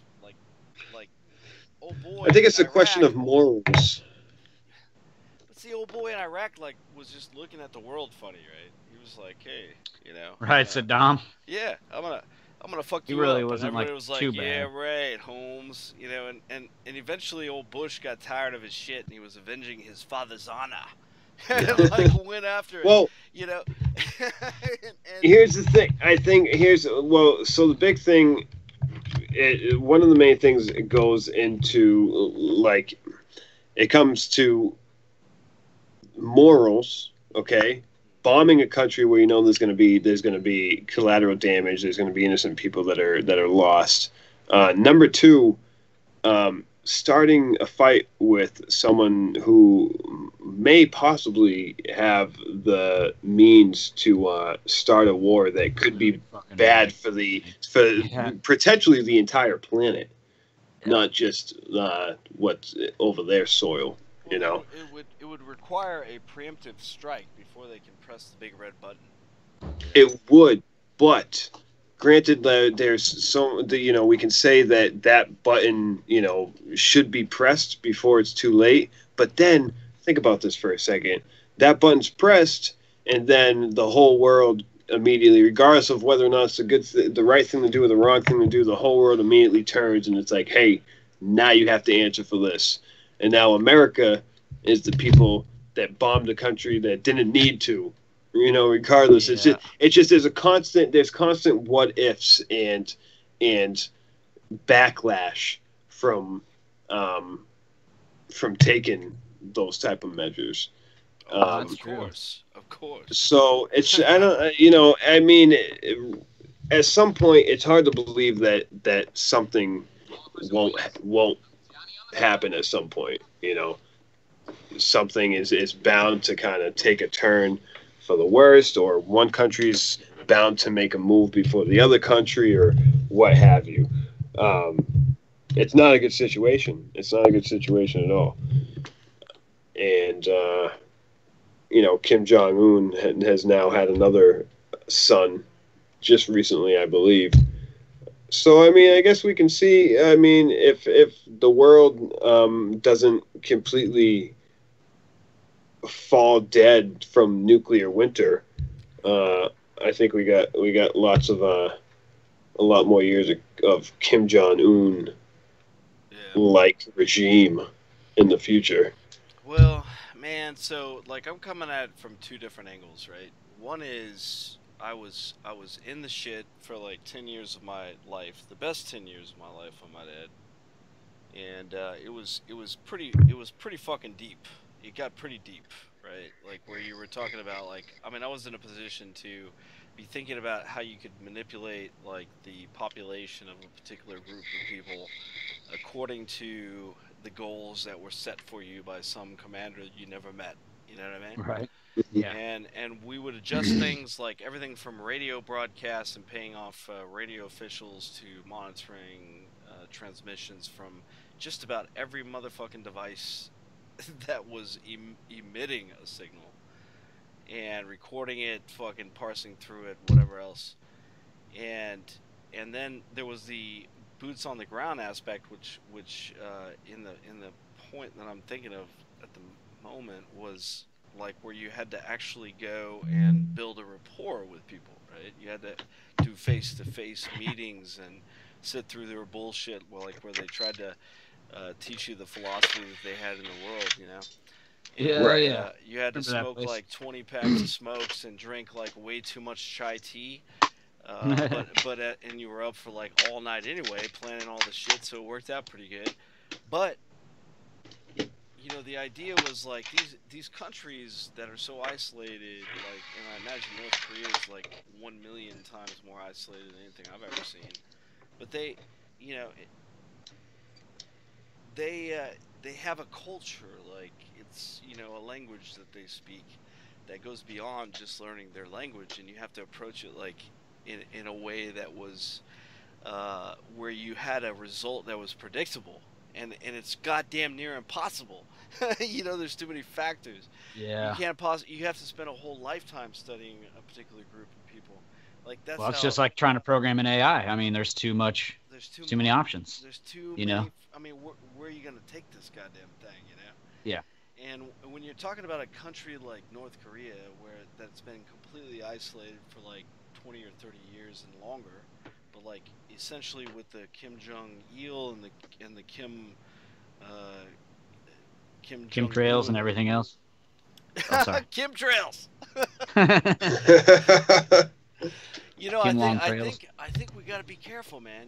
But so that's the first part. The second part is I don't give a fuck, and I've been playing video games for like 2 months straight, 3 months. Sarah said it's been 6 months, so I'm gonna go with that. More like fucking about 30 years, really. Yeah. I mean, I had an original Atari, and I played fucking the shit out of Combat. But I mean, I'm talking about like total immersion aspect, which is what Waking Titans did to my fucking. Well, sure, yeah. It was like obsessive. I got obsessive about that shit to the point where like Star was like, "Are you all right?" Oh no, Dee fucking hates that shit. She hates it. Like the whole entire fucking ARG. My fucking Melissa was just waiting for it to be the end. Like, she didn't want to hear another fucking thing about it. I would always start the conversation with, "Listen, I know you don't care, but I know you don't smoke weed, but Friday, we got no job, we got shit to do. We're gonna talk about Waking Titan today." Waking Titan is on the fucking table.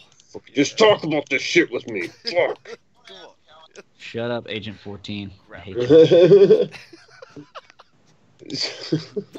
Like you had, like, I don't know. Sarah and I had a couple of arguments about Waking Titans. As a matter of fact, it was pretty ridiculous. She's like, But not about the fact that you were playing it or paying attention to it. Just something with it, right? Yeah. Right. Not like turn off that goddamn computer and come pay attention to me. No, it was Right. like how to solve the this fuck. goddamn puzzle. Right. She was like, Yeah. no fucking asshole. Just listen to me for a second. Put your beer down, and I got this thing figured out. I'm like, what? Yep. Like, how did you do that? It's ridiculous, dude. She's crazy. I'm crazy, actually. I'm the drug her into the craziness. She's just playing along. It's all right. Let's see. So Jamie's like, yeah, they need to be prepping for us, something that will get us off each other's throats and out where we belong. The West Coast is on fire. The South's are been drenched. Yeah. Yeah. New It's kids, fucking. new kids showing It's the up. Bible's in end of 19 days. and the world's never been more fucked up and dangerous place in my lifetime. Meanwhile, nanotechnology has been developed that can fuck human DNA. Or sorry, yeah. sorry, you didn't say that, Dan. Can hack. So you know, this is. I mean, he's dead on. Oh, dude, yeah. This is why I love Jamie, because like he can pop into a chat and be like, "Hey, here you go," and it's his perspective. Here's your It's dose like, of reality. Yeah. Bang. You know, even when he's talking about like how he got pissed off at like some dude, you know, that was a valet driver, you know, and I'm like, somehow that is an alliteration to my whole life right now, you know, or not alliteration, but allegory to my whole life right now, and that's the way. That's why Jamie's Jamie. Ah. Love you, man. I'm glad you're here, dude. I was wondering who's I gonna show up. am too. Fucking Jamie. So I'm sure Jamie got the link in the chat. Yeah. This show will slowly start to snowball into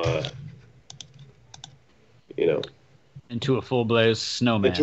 yeah, exactly. A merry snowman. Once you know,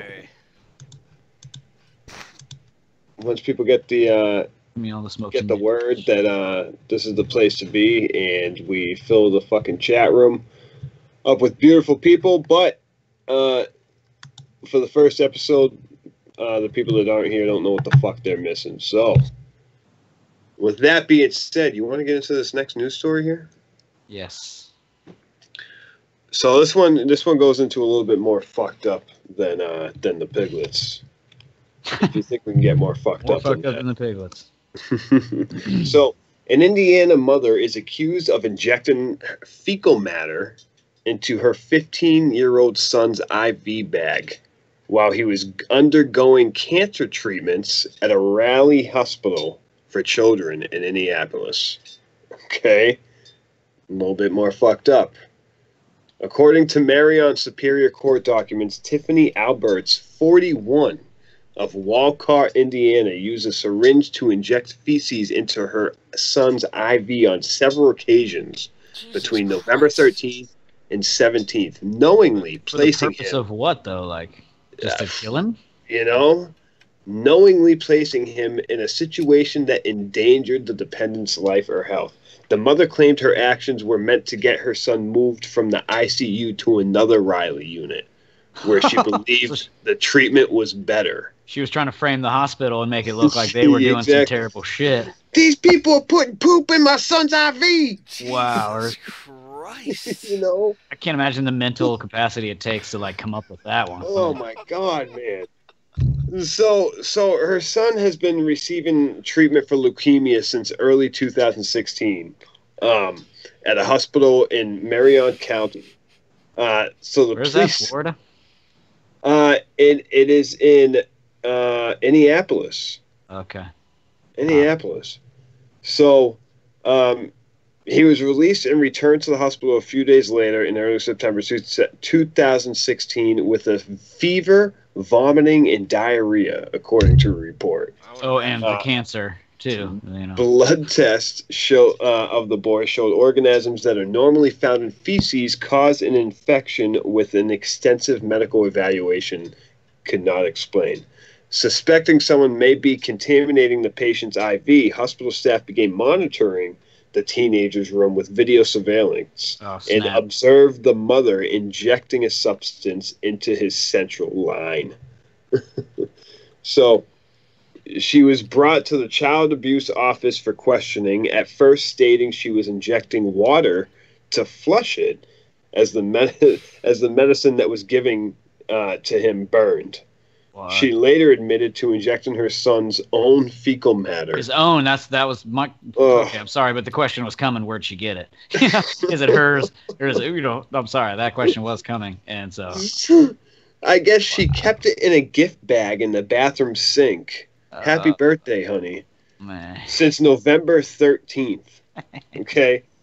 She's charged with 6 counts of aggravated battery and 1 count of neglect of a dependent, resulting in serious bodily injury. Okay? Dr. Vita Ackerman, Associate Professor of Pediatrics at IU School of Medicine, who is treating the boy, said her greatest concern is missing the best window to keep the boy's leukemia in remission.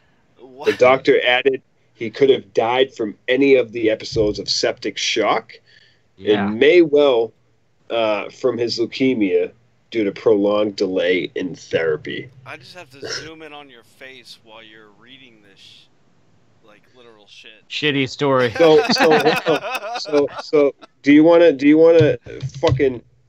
show a picture of this dirtbag? Is number 3 I don't know. Is number 3 like worse? You have 3 stories, right? I don't know. We'll find out in a second. Jesus Christ. Let's move on to the next one. Hold on. This should be the which one's true game, like you tell us 3 stories and we guess which one's not true. That's fucking great idea. Be fun. You find outrageous news stories and like 1 or 2 of them will be true, but one of them isn't. Find the intruder. One of them is not. Yeah. It'll always be the story like, a dude went to a charity house today and made 90 sandwiches. Yeah. I'm sorry to tell you that's the one that's not true. The piglet story and the shit story all. Like NPR shit. So here, just so you got, here you go. Really? You're sending me this? Are you sending it on Skype? What's up? I'm gonna send it on Skype. There we go. Okay, I'm getting the picture of her. That is the dirtbag that injected shit into her son's body. So when you look at a picture of her, it's like yeah, I can see someone like that injecting fucking shit into their son's IV, Wow. So, I mean, shit. Yeah, that's all you can say. That's all you can say in that shit. That's really all you can say. It's fucked. Like, what's going on with the world? She is. She's paying for what she did. Thankfully, okay. She wasn't able to get away with it. What are they shoving shit into her mouth? Is that what this? Well, that's what I'm hoping, and I'm thinking that maybe human centipede. If anyone deserved to be a human centipede, it's that chick. Yeah, well, the back end. Can we sign a petition? Yeah. For fecal matter punishment? Yeah. Fecishment. Jesus. Oh man. Well, Ficicide. we're gonna stay in the category of shit. Oh man, we're theming it out tonight. Hold on, I got a good pick here. Bam. You get a good pick? What do we got? Let's see what we got. We're a little delayed here. That boy's been busy eating his mama's shit. 2 girls in a cup? No, do not show. No, no. We'll get banned. Yeah. Probably get banned for even saying it on the motherfucking YouTube. My God. So, staying on the category of fecal matter. All right, we have one that's a little more funny. So, this is a story. This is a woman's story of her first date, okay, and the predicament that she got herself into. So she took to Twitter to talk about this. She posted multiple tweets, started a little Twitter thread. And here's how it goes. She says, I have a story to tell. It's about my poop. So yesterday, I went on a date with a man who asked me out in the grocery store the other day. All was going well. I went back to his place. I am a confident, calm, and self-assured woman, so I felt comfortable pooping in his bathroom. This was a mistake. His toilet did not flush properly. So, of course, like any calm, confident, self-assured woman, I panicked and flushed it a million times, making everything worse. Yeah. By this point, I was really frantic because I had been in there for too long. There was only one single piece of poop. So in that moment, something came over me, and I knew exactly what I had to do. For me, music. I got toilet paper and removed that one poop from the toilet. Once that was done, I realized I didn't have a plan. What do I do with it now? I can't fucking leave it there. By this point, I was really freaking out because I'd definitely been in there for too long. So again, making another horrible decision, I did the only thing I could think to do. I wrapped it in multiple layers of toilet paper and put it in my purse. Oh, man. All right, There's so no trash can in there, clearly. all right, so now what? We're sitting there on his couch and kissing, and all I can think of is this piece of poop in my purse. Yeah. He says, "You're so beautiful. The moment you smiled at me, you had me." I say, "That's really sweet." In my head, I'm saying, I have a piece of poo in my purse. So, so she messages her sister and says, I have poop in my purse. Her sister says, Michaela, what's happening? What's happening? She says, I don't know, but I have a piece of poop in my purse, and I'm afraid it's going to smell or fall out. She says, you need to do something. Does he have a bathroom? Yes. Go outside. And it worked for half the poop. Maybe there's a window in the washroom. Jesus Christ. I could throw it out. This is too much. This is borderline too fucking much. So her sister can't stand it. Similar, I mean, just think of someone fucking messaging you and saying, hey, listen, I got some shit in my pocket. I'm with this chick. What do I don't know what to do with it. Help me. I'd be like, there's not enough text in the world to explain that situation. Wow. So, after a few hours, he used the washroom and I heard it flush. I figured he fixed it, maybe not, but I have to take a chance. I have to. I try to flush the poop. I have to try to flush the poop, so I brought my purse to the washroom, unwrapped the poop, prayed to every god I know, put it in, and flushed. By the grace of God, it worked. The poo flushed. I was free. I was in the clear. Everything was going to be okay. I survived. I am a survivor. Survivor. Wow.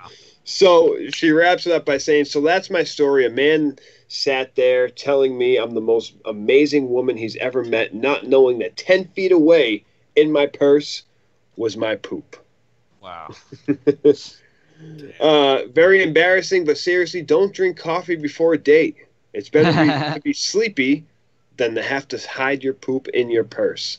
So, ladies and gentlemen, you heard it there. It is better to be sleepy than to have to hide a piece of shit in your purse or pocket or satchel or fucking whatever it is that you carry around, a fucking fanny pack.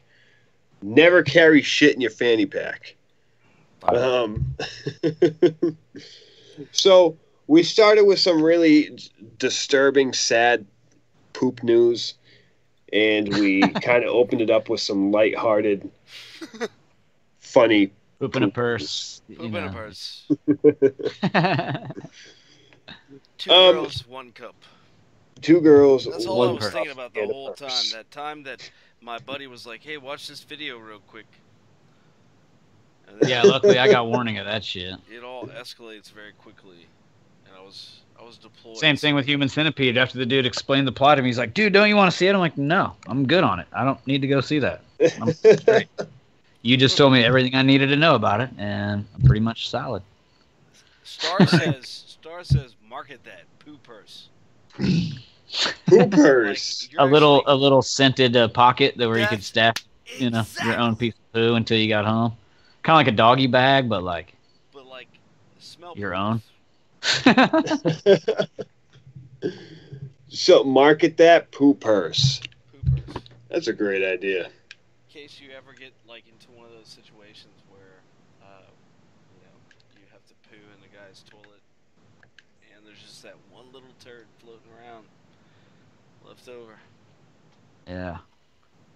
It happens. It happens more often than you would think. I've never seen Star poo. Anyway, I didn't leave that motherfucker in there and go, I don't give a fuck, dude. Star poo. Star shit. I'm just leaving. I'll be like, hey, I took a dump and your toilet doesn't flush. You might want to do something about that. Yeah, you might want to get You that ready to go fixed. to You dinner? think I'm the one embarrassed? No fucking way. You're the one that toilet don't work. You should be the one. Why are you offering a toilet up if it doesn't work? No Man, shit. No, Literally. shit. No. And then he's like, no shit. And you're like, well, you should have told me that. No shit in my toilet. All right, man. Those are some. Well, I think we were like right on with the stories there. How do you like that? You like It was that? good. We Listen, should I'm pick going to a get some different good ones theme. for you every week. Every week, we're going to have some fucking crazy shit that we're going to cover. Maybe we'll get into some deep, dark shit. Maybe we'll get into some funny shit. Maybe we'll get into, I don't know, today we covered slaughtered piglets. Maybe next week we'll cover slaughtered puppy steaks. You know? There are places again in Korea where they where they are we Oh, yeah. against Korea? Like, what are we doing here with Korea? Are we? Well, Korea heard is about it's just that new, it's just a given that North Korea is a big topic of conversation right now for everybody. So I You heard think about that new Chinese cookbook, How to Walk Your Dog? Yeah. Very nice, very nice. And on that note, I keep holding square to get into my car in GTA, and it doesn't fucking work. Square doesn't work. I'm like, R3 run, R3 run. Oh, no. X run. Fuck. Stupid games that are different. All right, guys. What do you think? Do we have a good episode or what? I think it was a good episode. Do we have anyone? So here's the thing. Whoa. Whoa, we were doing an episode. Did you? Oh, it's Boone. Like some motherfucker shooting at me. Sorry, I got really distracted. So, I don't know. I mean, I don't know how many people. I think the only people that are watching the stream right now are us. I mean, I was going to open up the floor to callers, but I don't think there's anybody that wants to call in right now. No, Yeah, we were like, I mean, we've... I think Star wants to call in, but I'm not. Star, are you going to call in? Star, are you going to call in? Star calling. Are you going to call in all stars? Calling all stars. I gotta get my mobile for riding with my homies, dog. This is my What's your warm-up. mobile, yo? All right, hold on. Oh yeah. So I don't think Star is gonna call in, but Oh, Star doesn't want to call in. nah, she boycotted me today. I was boycotted. That's I've been fucked there, up. brother. Why? I don't know. What did I'm you a do? boy. Because I'm a boy. That's mostly Listen. why my girlfriend does. Someone pissed you off. She can't hold that against you. No, that Alright. was not about the day. That guy was like subsidiary. That was like sub. You know, it was like a subfolder within a subfolder within a subfolder. All right, I'm about to. Oh come- yeah, it's one of those ones that you have to fucking just search for hours. Yeah, like that's how much it meant. But like, since we both share the same subfolder, you know,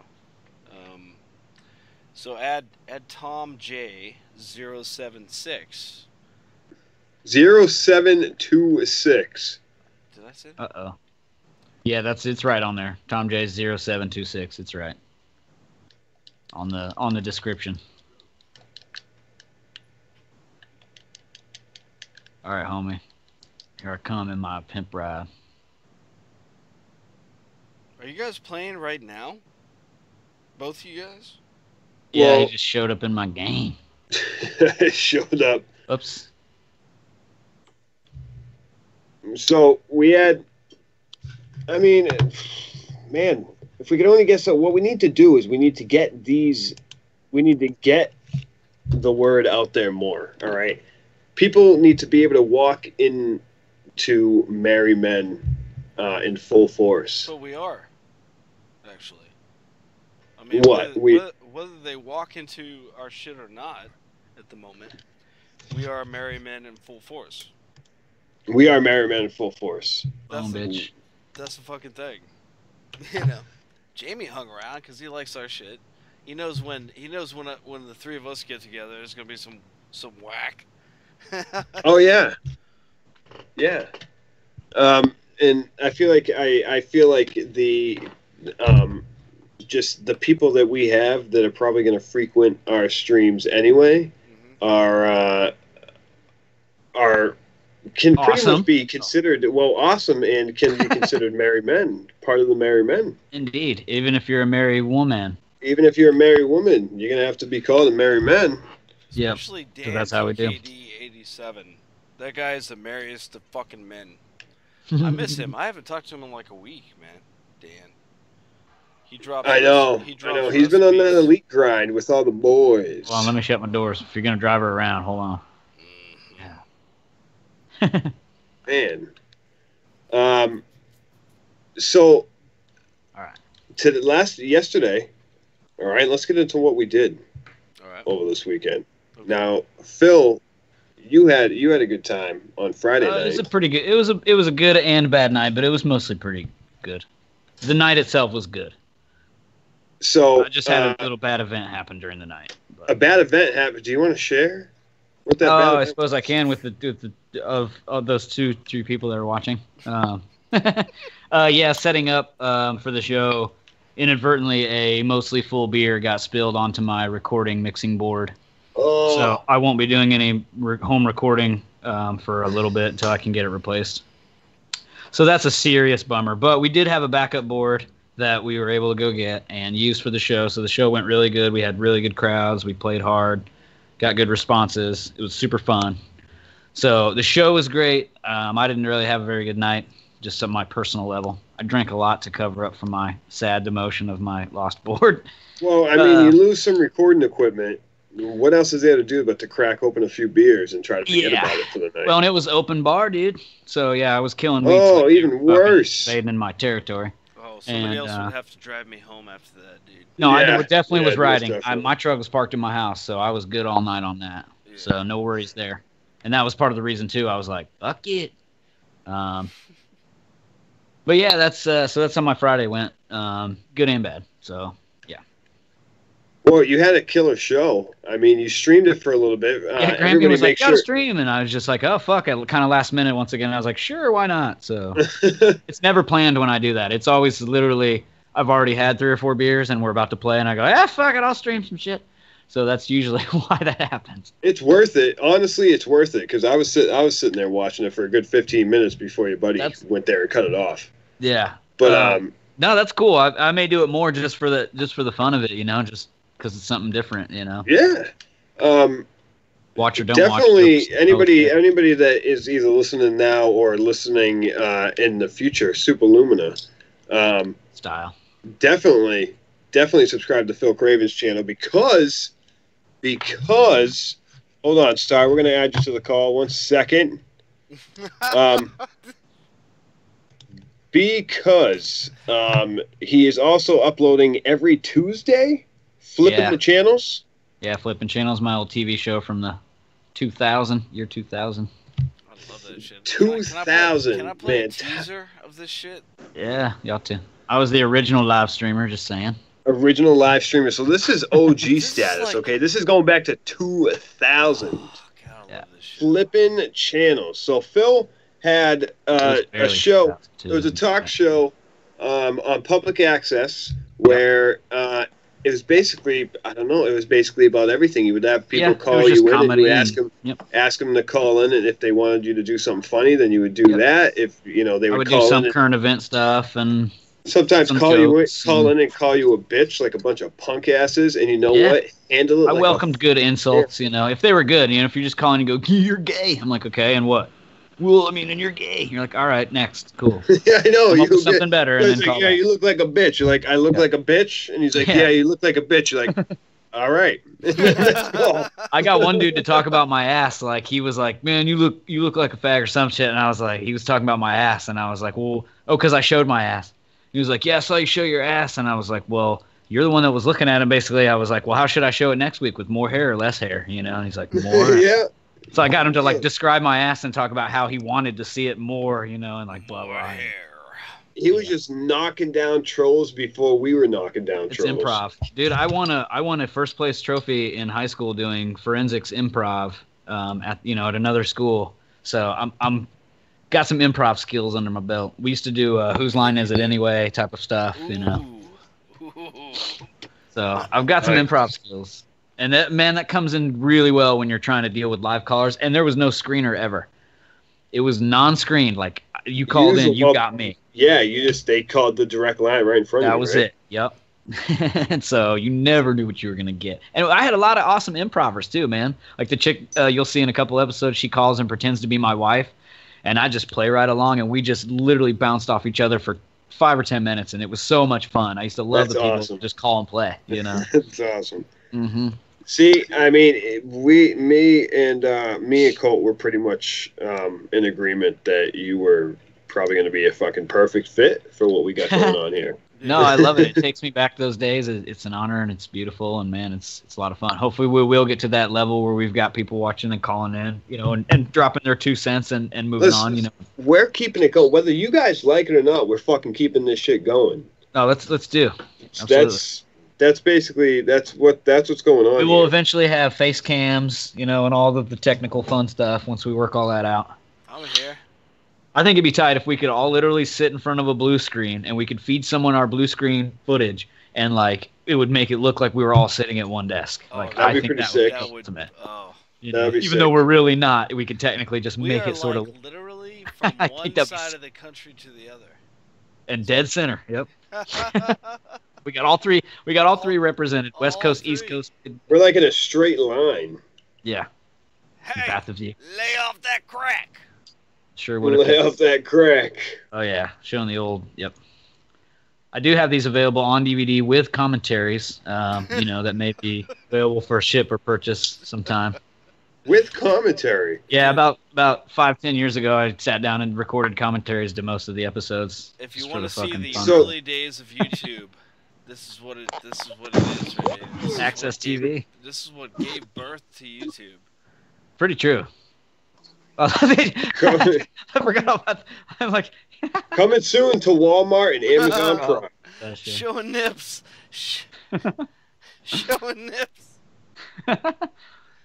Look at you, man. I know. Yeah, not all my episodes were funny. You know, some of them I try to come in and be serious and do poetry and songs and shit. But you know, there again, it was sort of like, you know, the old. It's like a live diary. You just put yourself out there, and people either accept it or they don't. You know, I mean, that's what all this live streaming type of stuff is about. It's about letting your personality and that need for sort of being on stage, which I've always had my entire life. Clearly, you know, been doing plays since I was in 4th grade, and you know, I just need to be on stage. You know, but it allows that sort of outlet to get explored, and nothing's better than negative or positive than people reacting to your true core self.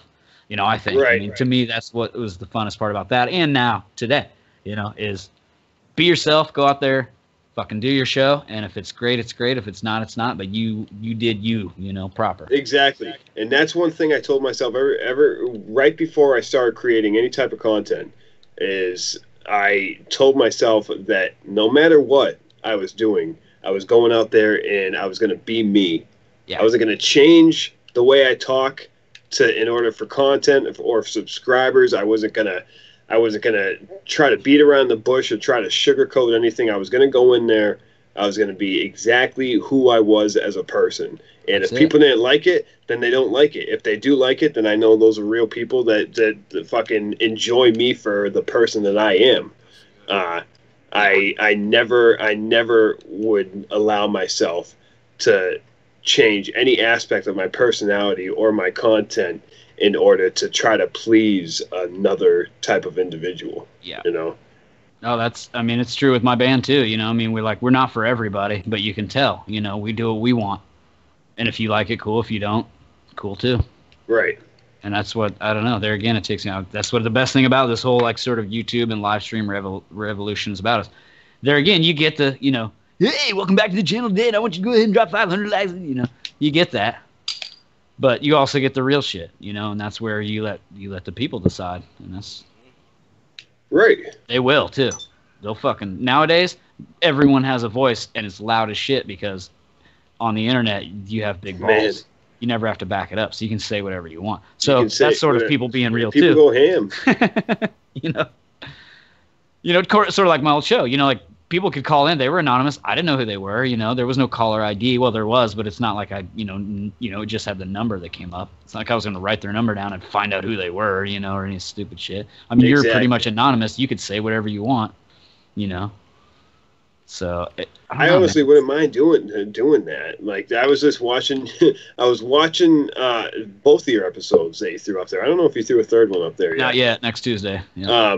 But I was like, listen. I mean, regardless of what people are calling in and saying, it seems like a good fucking time. Oh, and I would love to do something like that. Yeah. So here we are at Sherwood Radio. Where we are going to continue the legacy of Phil Craven. Flipping Channels 3.0. Begin the legacy of Boondock Games and Colsey. Yeah. Well, yeah. Oh, this is not the right place. This is not the right place. I'll tell you what, man. Like, so I had no intention of streaming whatsoever. In fact, Phil was my 9th subscriber. I was like full 5, buddy. Come on. Five. Full 5, something like that. Yeah. Well, I hope you paid for that car. I'm just saying. So for those listening that don't know, the whole time Boone was talking, he was running very proficiently from the police as I was trying to shoot and keep them away. But now he ended up with my car right side up in the water. So it's. Well, since you guys are like online at the moment, why don't we just like. We are literally trapped here. Why don't we switch this over to Boondock? We should Games, man. In the Sherwood. Do you want to switch it over to Boondocks Games and do a little bit of GTA? Do a PlayStation chat. This is a good place to end it and do the PlayStation chat. And Boone, you go ahead and pop up. We can't get out, man. We're gonna die. Good. So then the people that come into my chat, because I know that there's more people that are going to come into my chat that are going to have absolutely no fucking excuse for not coming into this chat. Just stream GTA on your channel. Yeah, we're gonna go hard. And I'm gonna stream. I'm streaming GTA. I'm gonna fucking stream GTA. So I'm gonna fucking piss. Okay, I know how to get out of here. All right. I'm getting shot up. Getting shot up. Oh, I'm dead, Phil. Where the fuck is my backup? Well, we can't get out, so our only choice is to die. You drove us into literally the one inescapable spot on this entire game. Unless we swim for an hour and a half, we are literally stuck here. You guys, this was a little over a 2-hour stream. That's about good. 2-hour shows, good. We had a good time. I think it was a good start for the episode 1 of Sherwood Radio. Spread the word. Merry men. All right, I hope you enjoyed the coverage. Hold on. Please hit that like and subscribe. Please watch my shit over and over and over again. Make me fucking famous. Please drop the subs. Please drop the subs in the like. I beg you. We're gonna be like every other YouTuber and beg you at the beginning of the video, in the middle of the video, and at the end of the video to drop those likes and drop those subs because and all between. It really helps out the channel, everybody. They're so close to the old stripper DJs, All right, quit your eyes on the main stage and get ready for Mercedes. Mercedes. We have Diamond Dust. Yeah, I want you to go ahead and drop your video and like and yeah, dude. Diamond Dust sounds like actually pretty naughty. I can't die, you guys. This sucks. And listen, Diamond Dust gets into some shit. Okay, she's like 150 an hour. Damn. So. Listen. Can she do it in an hour though? Because both you guys. Can she do it in an hour, dude? With her expertise, all you'll need is 3 minutes. Maybe even 4. Maybe you even want them married. If you do the full thing, then yeah. When I first moved to Arizona, like I was some white kid, working around all these Mexican dudes, and I was like the banquet captain, and they were just the setup dudes, and they're like, who is this white boy coming in here? Well, I started doing lines from Friday and talking exactly like Smokey, and like pretty soon they were all my best friends. Like, yeah, you cool as shit. So just because I could do a hell of a Smokey impression, it won me over. Man, you won him over. Yep. I know what I'm doing, man. Shut the fuck up. That's all you need. That's all you need. All right, I'm gonna play our theme song, and then I'm gonna cut out. All right, and I'll see you guys on Boone's stream here in a few minutes. Let's do it. After party. Now Boone's. listen, everybody, thank you for coming. All right, we love you guys. Jamie Miller, you hung out for a little bit. I don't know if you're still there, but we love you. All right, Trigger, I think you hopped in for a second and then left, so you have to fucking answer to that Who shit. was the first guy? Trigger was that? Trigger was the first guy, but he only hung around for a little bit. So Trigger, you got some questions to answer next time we you come talk. back, you might get a wrench. So Yeah, might get a wrench. Might get a wrench. Jamie can get a wrench. Jamie can get a wrench. Jamie definitely gets a wrench. I believe I gave him a wrench. There we go. So that wraps up episode 1 of Sherwood Radio. We're going to try to be back here every Sunday at 9 p.m. Eastern. This week we were a little off. Well, let's say we'll be back here every Sunday around 9 or 10 Eastern. Just after prime time. Just after prime time, all right? Game of Thrones is over, so you don't have to worry about that. Get your Family Guy and Simpsons out of the way, and then hop over to us and have a good time. We can talk about Sunday Night Football maybe when it comes that time. Man, oh my God, it's the last Sunday. So there will be some Sherwood Radio broadcasts that I will still be in the process of watching the Patriots game. So be prepared for that. Vortex, you are late, but it's okay. You're too young. So Vortex pops in at the last second? At the very last second, Vortex swings God. in. All right. Don't forget to drop a like in the sub. Vortex, long time no see. Thank you for popping in. We were about to end it here, but I am going to go live on my channel in a few minutes to stream some GTA, a little out of the normal for Boondock Games, but I think tonight calls for it. So hop over to there. I'm going to go pee. I'm going to go smoke, and then we're going to get to it. But until then, I mean, I can't fucking end it like every other show that I do. We got to do it different. I'm gonna fucking end this. He's shit. about to. So Cole's gonna see it. Listen, take a listen to our fucking band real quick. How about that? House And then band. we'll see you guys next week. House band. Peace. Robin Hood and Little John walking through the forest, laughing back and forth at what the other had to say.